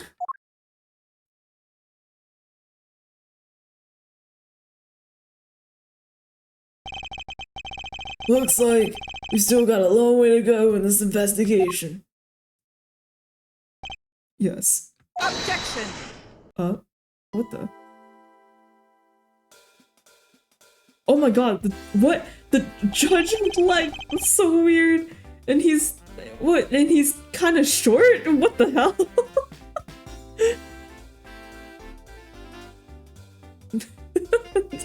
We need a couple dozen more. Yes, exactly. Yeah. He's ready to throw it. Well, what the heck is up with you, pal? Mr. Bad, I advise you to take Mr. Detective Gumshoe's place under arrest. What? What? I advise you to place Detective Gumshoe under arrest. Sorry, I said that wrong. What's the meaning of this? Looks like you're not man enough to discipline your own subordinates. Don't you dare! That detective claims he was there, standing in front of the door the whole time. But I have it on good authority that it was all a giant lie. Miss Yu, I asked that you please explain that last statement. I'll let his honor explain it himself. I saw it with my own eyes, I tell you. During the recess, there was a period of time when there was no one in the hallway. Oh, what? See, Mr. Bad? So I ask you, why would a detective who was supposedly doing his job the whole time want to fabricate such a lie? Gumshoe, did you kill Faraday? No! Of course not, sir. It appeared that the one who set this whole crime scene up is that detective, which basically renders his testimony a complete lie and wholly invalid. It looks like your perfect logic has just come tumbling down, Miles. But Francisco, we just concluded that I had to be a third person, therefore there's my win, right?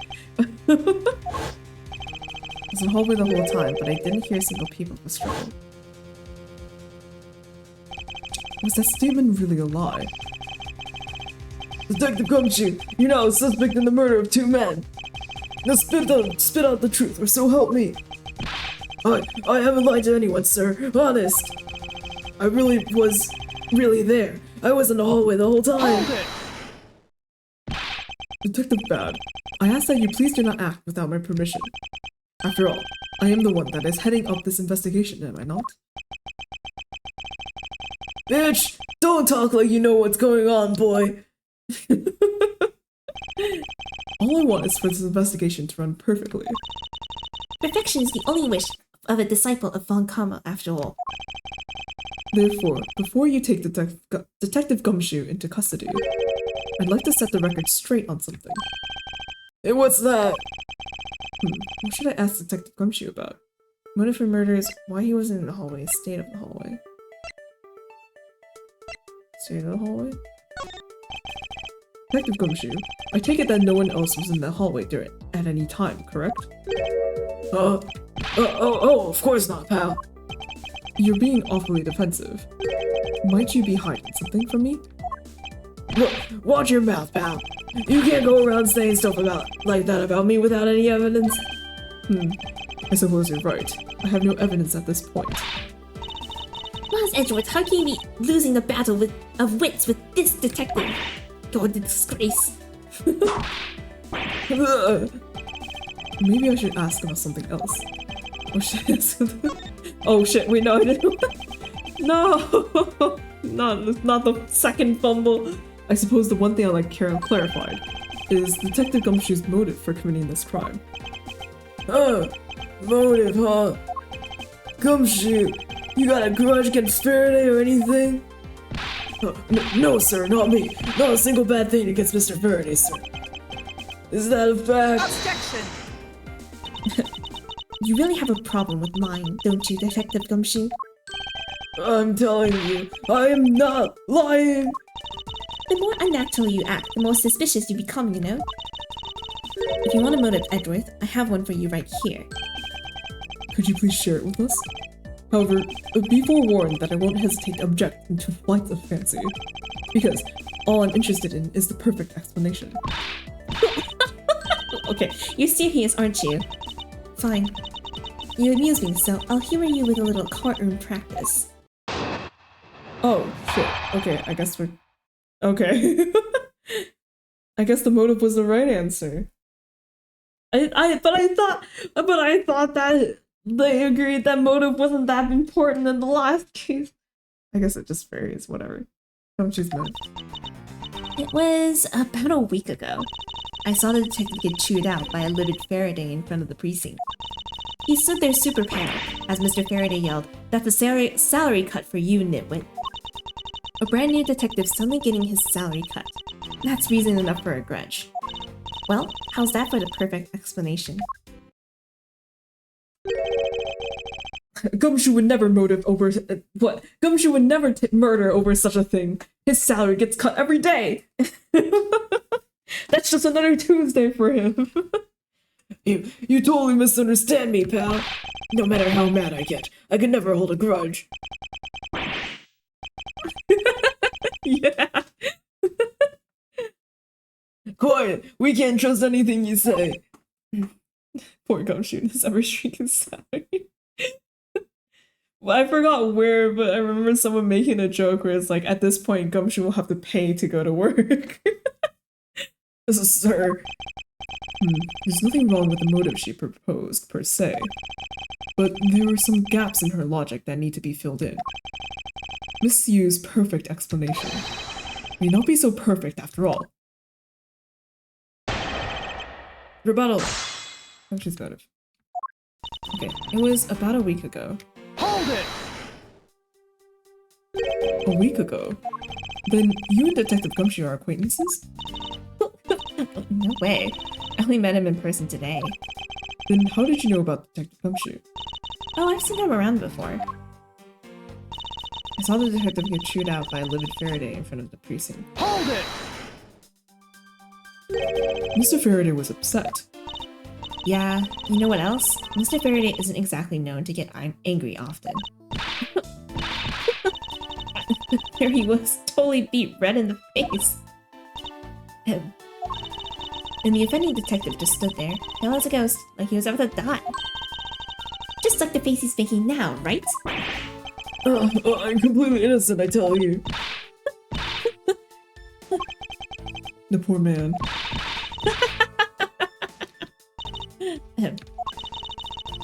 It was quite the scene with the detective. He stood there super pale as Mr. Faraday yelled, "That's a salary for you." Hold it! You just stood there, watching this unfold in front of you. Yeah, I have to say it was really enjoyable too. But that's why when I saw Detective Gumshoe earlier, I knew to steer clear of him. Man, please, there are two dead people. No way. I thought it was because I had something stuck on my face. But you do. Huh? Oh, what I've got stuck on my face? Let's start with your eyes, nose, mouth, and ridiculous eyebrows. Oh, Oh man, messing with your head is just too much fun. Monsieur, if you don't mind, I'd like to return to your testimony now. Sure, why not? A brand new detective suddenly getting his salary cut. That's reason enough for a grudge. Hold it! To cut a new detective's salary right off the bat like that. I'm not really familiar with the way you guys relate, but is that a common practice? Speaking of cutting my salary, then you threatened to do that to me earlier too. I suppose I did. It's only natural to cut a worthless detective's salary down to their actual lips. My father can even fire anyone, new or old, with a snap of his fingers. Do you think maybe that's reason enough for detectives to hate you people? Well, I guess they really shouldn't cut people's pay. Detective Bad, don't tell me Mr. Von Comra cut your salary earlier. Oh no. Well, how's that for a perfect explanation? Hold it! You call your explanation perfect. It's not to your liking? No. Unfortunately for you, it's just not up to my standards. Oh? Is there something you want me to clarify in that case?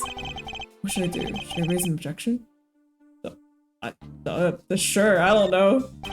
Alright, if you could clear this one thing up for me. How Mr. Faraday was killed. Motive for killing— Oh wait, no!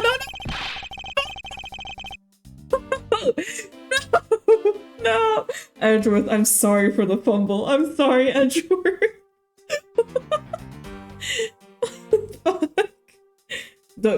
Oh my god, this is so— You still haven't explicitly established how Mr. Faraday was killed. Going senile already, Miles? Mr. Faraday was stabbed to death with a knife! No, not that. What I meant to ask was, how were the two men killed when they were in the guarded room? We're going to find that out very soon from Gumshoe at his interrogation, boy. Greatest source of emotional pain. Jeez, Miss Clint. Yes, exactly.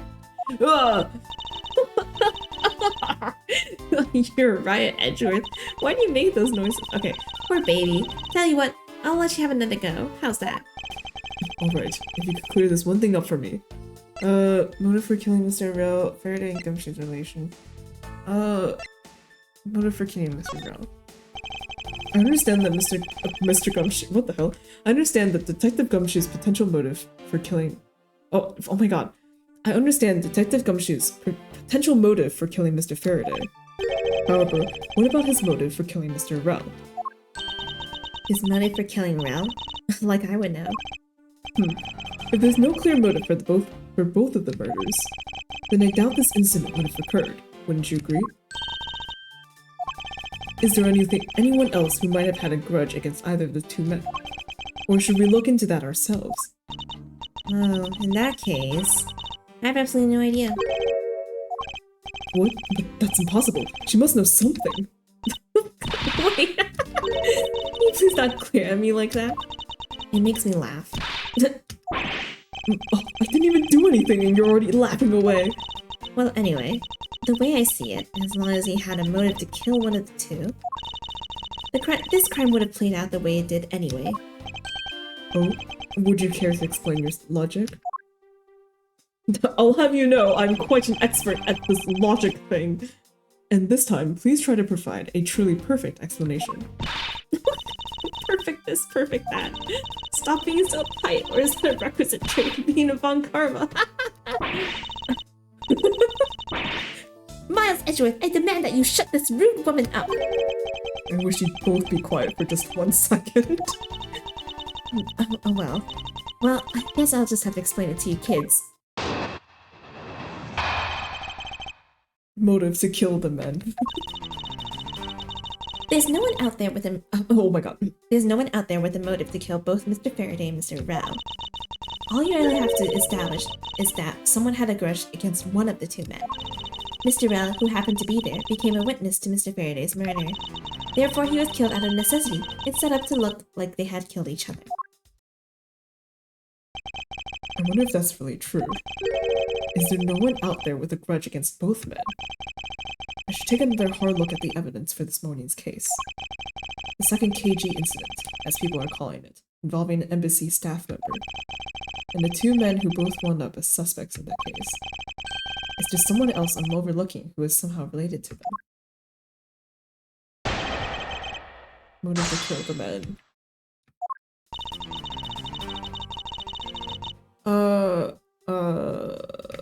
Hold on.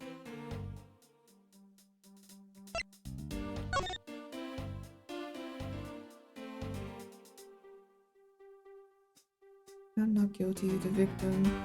Shadow the mother of your suspicions is smoking green.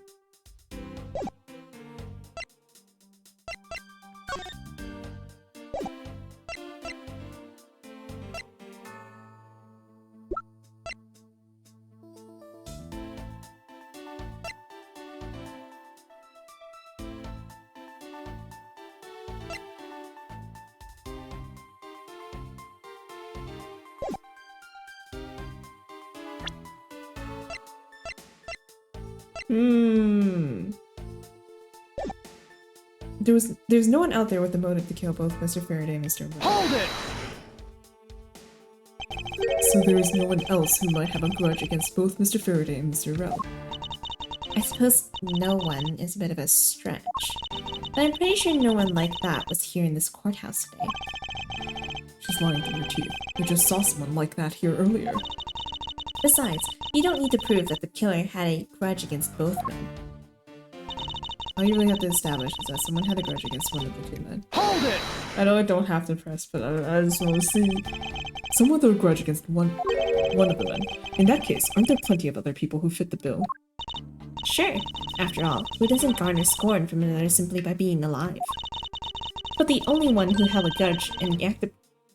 Oh my god. But the only one who held a grudge and acted upon it by killing was Detective Gumshoe. No. Furthermore, Could be the guy from the other case. Yeah, that's what I'm thinking. The 26-year-old that doesn't look like a 26-year-old. Mr. Rill, who happened to be there, became a witness to Mr. Faraday's murder. Hold it! So you're saying that he was basically silenced. aren't you glad you managed to avoid that same fate, Your Honor? Why, if you had been the one to witness the blood-covered detective... What? Detective Gumshoe? You would kill even me? What? I could never do something as terrible as that, Your Honor. There's no need for even a second of deliberation. I'll hand down my verdict here. Your Honor, take a look around. We are not in court right now. It would be greatly appreciated if you would stay here with us in reality. Please forgive me. I know not what I do. And you there, Miss Yu. Hurry up and continue with your testimony. If you fail to do so, I will rip you into shape.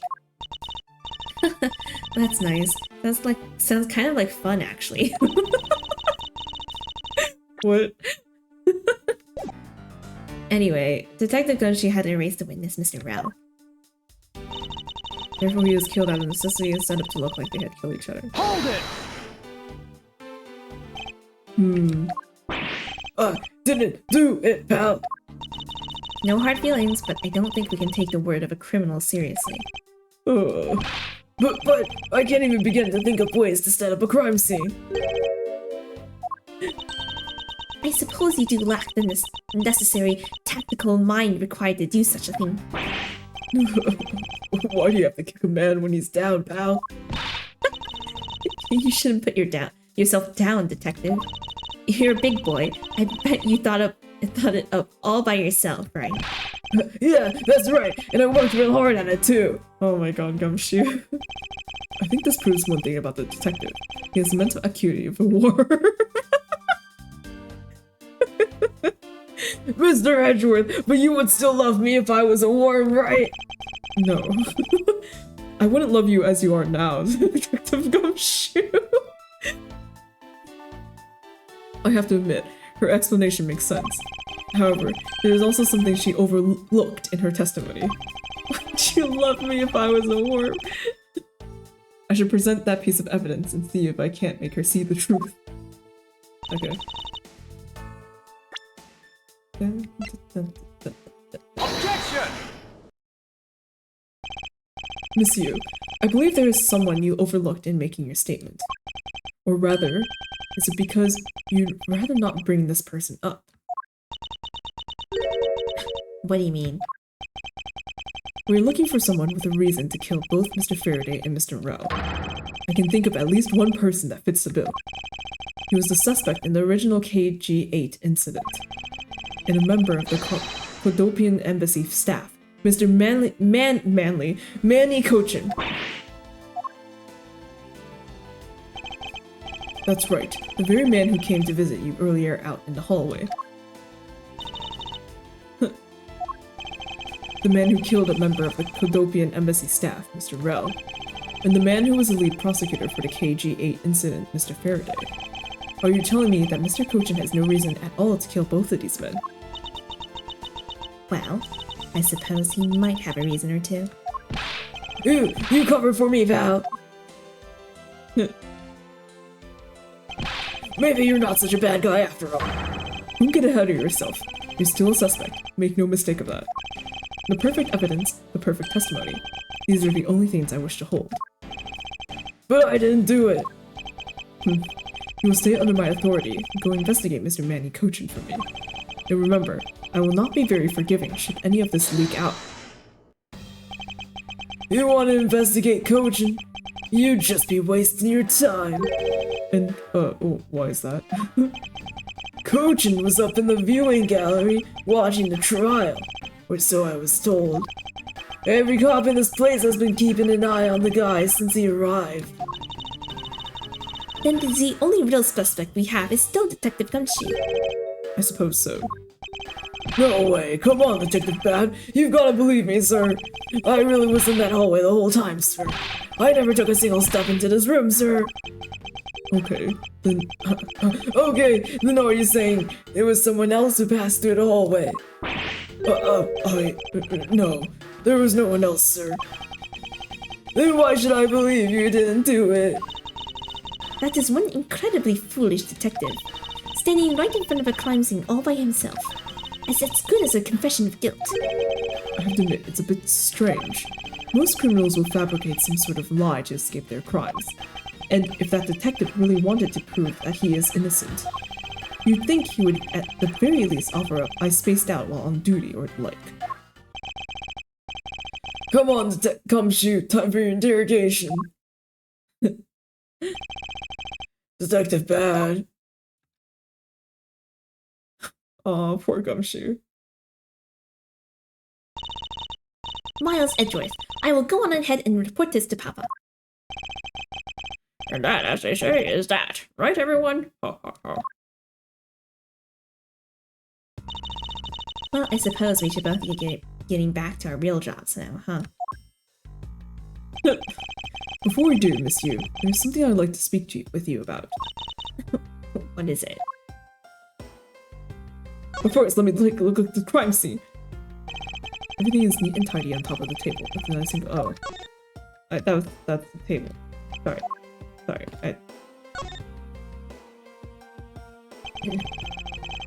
Make it look like they killed each other. If there's one thing I cannot forgive, it's the desecration of the deed. Whatever that word means. So, what did you want to ask me about?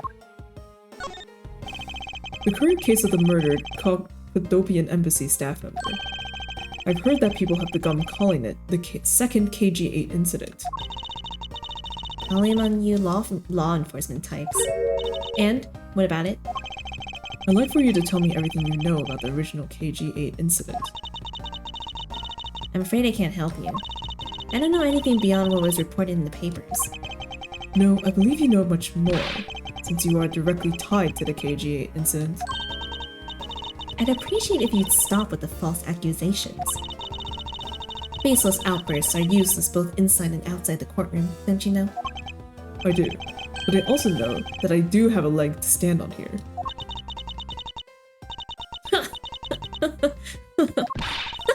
Think you can stop making that ultra-serious face in front of me? Ugh! If you could please stop laughing for just 1 second. I'm not going to make any headway like this.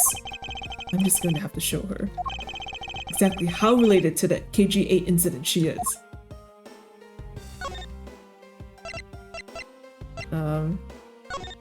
Yeah.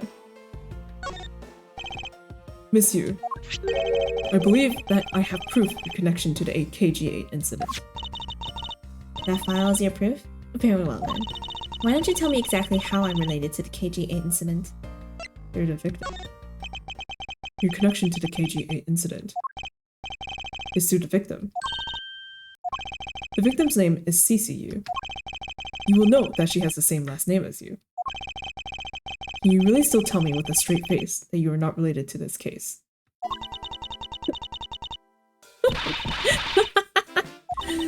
Sorry, we're not related. What? Just kidding. You asked that question with such a serious look on your face. I couldn't help but... Miss Yu, I asked that you please tell me the truth. Alright, I'll tell you everything I know. Before that, let me show you my prosecutor's badge. Oh wait, hold on, shit. Here. It's a shame that we will not be able to face each other. It was to be my first trial too. Oh wait, hold on, I think this might be the same. Fuck, I forgot, I already showed you my badge.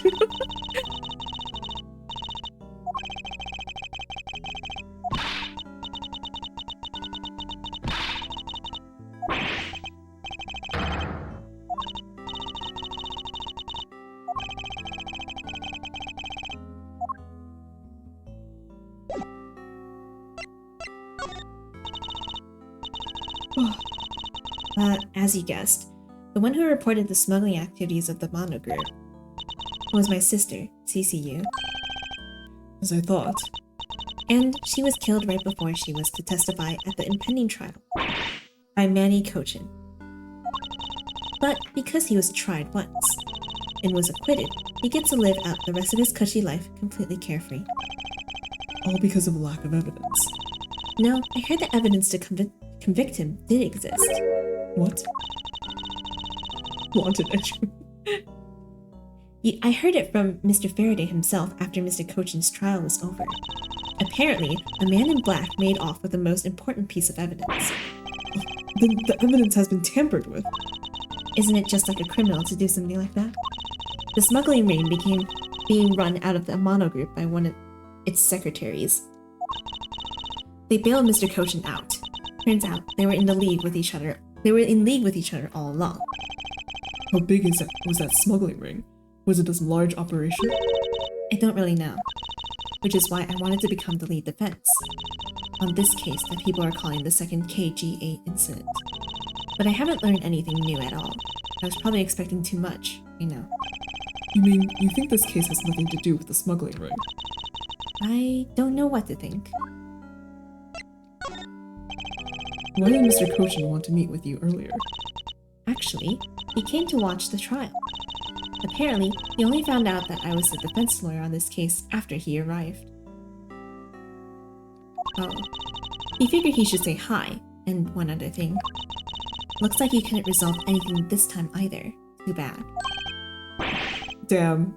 That's really ass of him. What's that supposed to mean? Oh boy, stop it with the scary face already. I'm fine, Roy. I give him a good slap across the face. The way she talks about slapping him as she laughs away is kind of creepy. But it's just as Mr. Bad said. He's not related to the double murder. I asked around, and people in the gallery claimed that he was in his seat the entire time. Talk about cruel fate. Well, this is about all I know. Sorry. Guess I wasn't much help, huh? That's not true. I'm sorry I made you recall such a painful time in your life. Edgeworth, you really are too serious for your own good. You really need to learn to relax. We wouldn't want you to die of stress, would we? Thank you for the advice, but there's no need to worry. I work in my own way, and I will catch this criminal in my own way as well. You'll see. Look at you with your game face on, ready to go. Oh, I'm making no such face. Did you know laughter is the best medicine, Edgeworth? Don't you get tired of making such a serious face all the time? I'm charged with making sure that all the criminals of this world are found guilty. I have no need for laughter. Edgeworth, you're so... There you go, making that face again. Oh well. I've got to get going. I still have a few loose ends I need to tie up.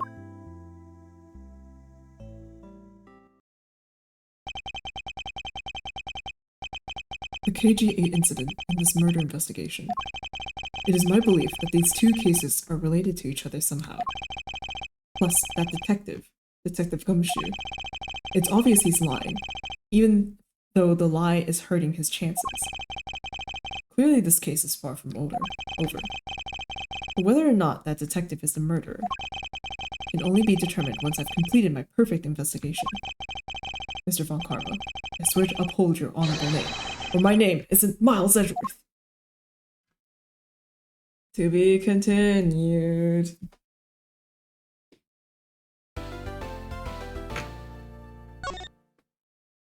How long episode 4, by the way. I just want to check.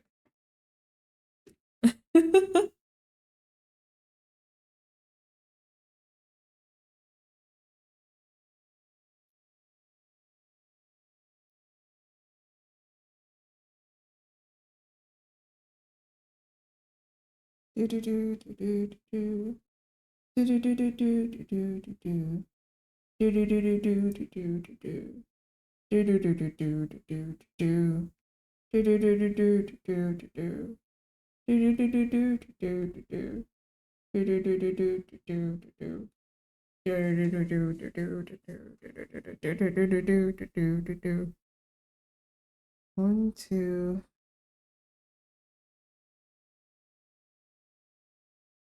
3. 3 more parts. It's less sections, yeah. But low key, I'm like I'm like kind of tired. So I might just end here and do like 1 part here and finish case 4 Monday, or I don't know, not tomorrow. Monday,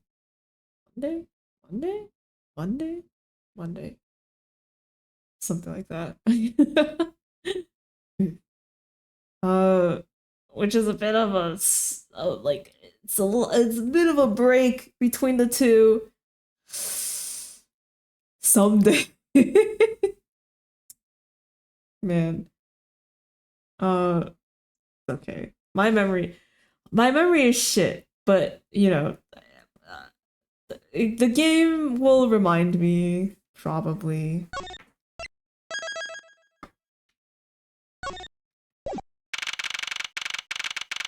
I'm sure.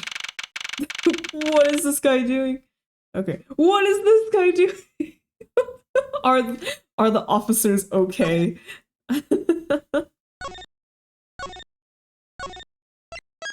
Save again. Okay.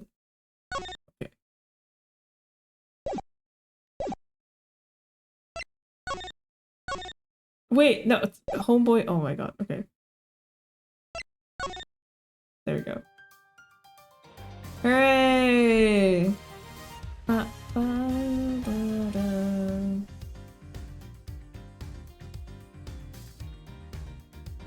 Bro is saluting in his sleep.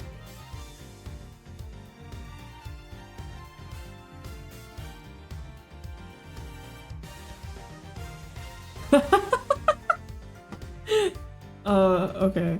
So, thanks for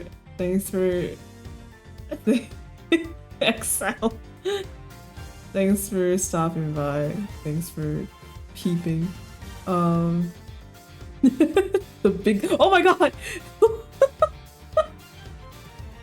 How dare you! Thanks for listening in. I will be back next week, probably, for Ace Attorney. On Sunday, we'll have D4 if everything goes well, and it will be a book club. So look forward to that. Otherwise, I don't know if I'll be streaming any of the other days. It's always limbo time. Who knows? Last time on Friday when we all decided to repo was real dumb. I don't know. I don't know. Apologies for impromptu streams. But that's why we have VODs, right? Okay, alright. Oh, right. It's May... Oh, wait. Well, 2 things. It's May 13th now. I think I got, like, a notification from Twitch. They were like, hey, your affiliate anniversary was May 15th or something. And I was like, oh, interesting. Am I doing anything? No. Yippee. I don't know. But if it is, wait, I forgot if it was the 15th or some other date. But if it really is Friday, I don't know. Maybe I will do something. It depends on what's going on. I don't think I have anything on Friday though. But yeah.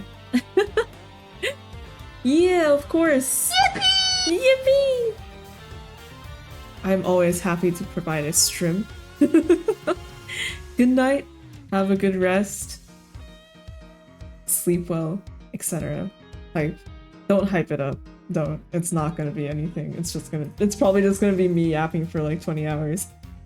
20 hours for like 20 minutes. 20 minutes for like an hour. That's right. That's what I wanted to say. And then I've been neglecting my Tetris training. But the Tetrio like tournament thing is it's May 31st, I believe. Let me double check.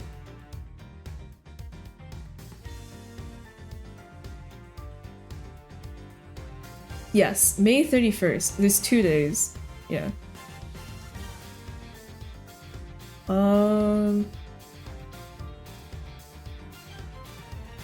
Tourney. Yeah, tourney. Don't look, man. Look, it's a bigger event for people who are good at Tetrio. Where I'm just in the hotshot novice division. So I'm like, but like my goal, right, is to not look like a loser. So I do want to resume Tetris streams sometime. Probably after. Actually, I don't know. Would Ace Attorney investigations take up the entire May? I wonder. I'll do some math with like the rate that I'm going at. Get a funny number. I came in 69th place. I don't know. But yeah. Yeah, I don't know how long it'll take me to finish all of the games at the rate that I'm going at. Actually, well, it's been... Let's see. Like, because after 4th case, 5th case is the last case. Unless something changed. But it should be... 5th case should be the last one. Right? And that should be the longest. I'm assuming it'll take just like one more stream to finish this case. And then starting the 5th case next week, that'll probably be split in half. Not 3/4. Or not thirds, but half, right? I don't think it'd take like 3 streams to finish. Maybe? Yeah. So that would be the Monday again. Okay, I need a calendar to look at.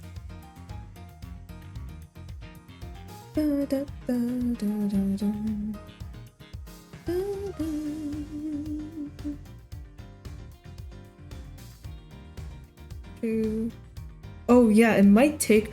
Okay. You know what? I'll finish the first game and then do like Tetris practice until May 31st. And then after the tournament is over, then I'll start the second game. Then it works out.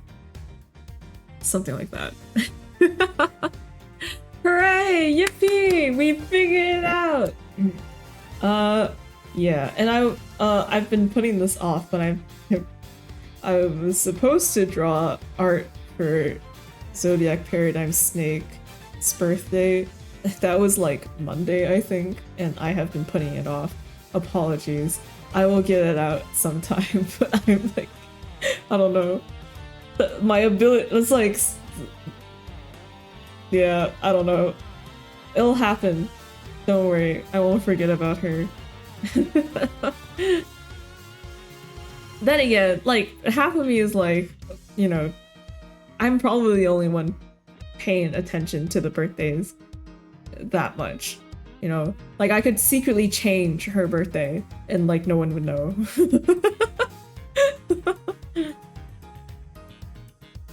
So what if I do that? That would be really funny actually. It's like Well, actually, her birthday's on this date now. It was not the original date that I said. I don't think I put it in the game, so it's technically, you know, free real estate. Okay, anyway, sorry. I needed to talk. See ya! Miko, why are you here? Why are you here so late? Okay, bye. It was read on. Her birth certificate has changed, okay? Bye!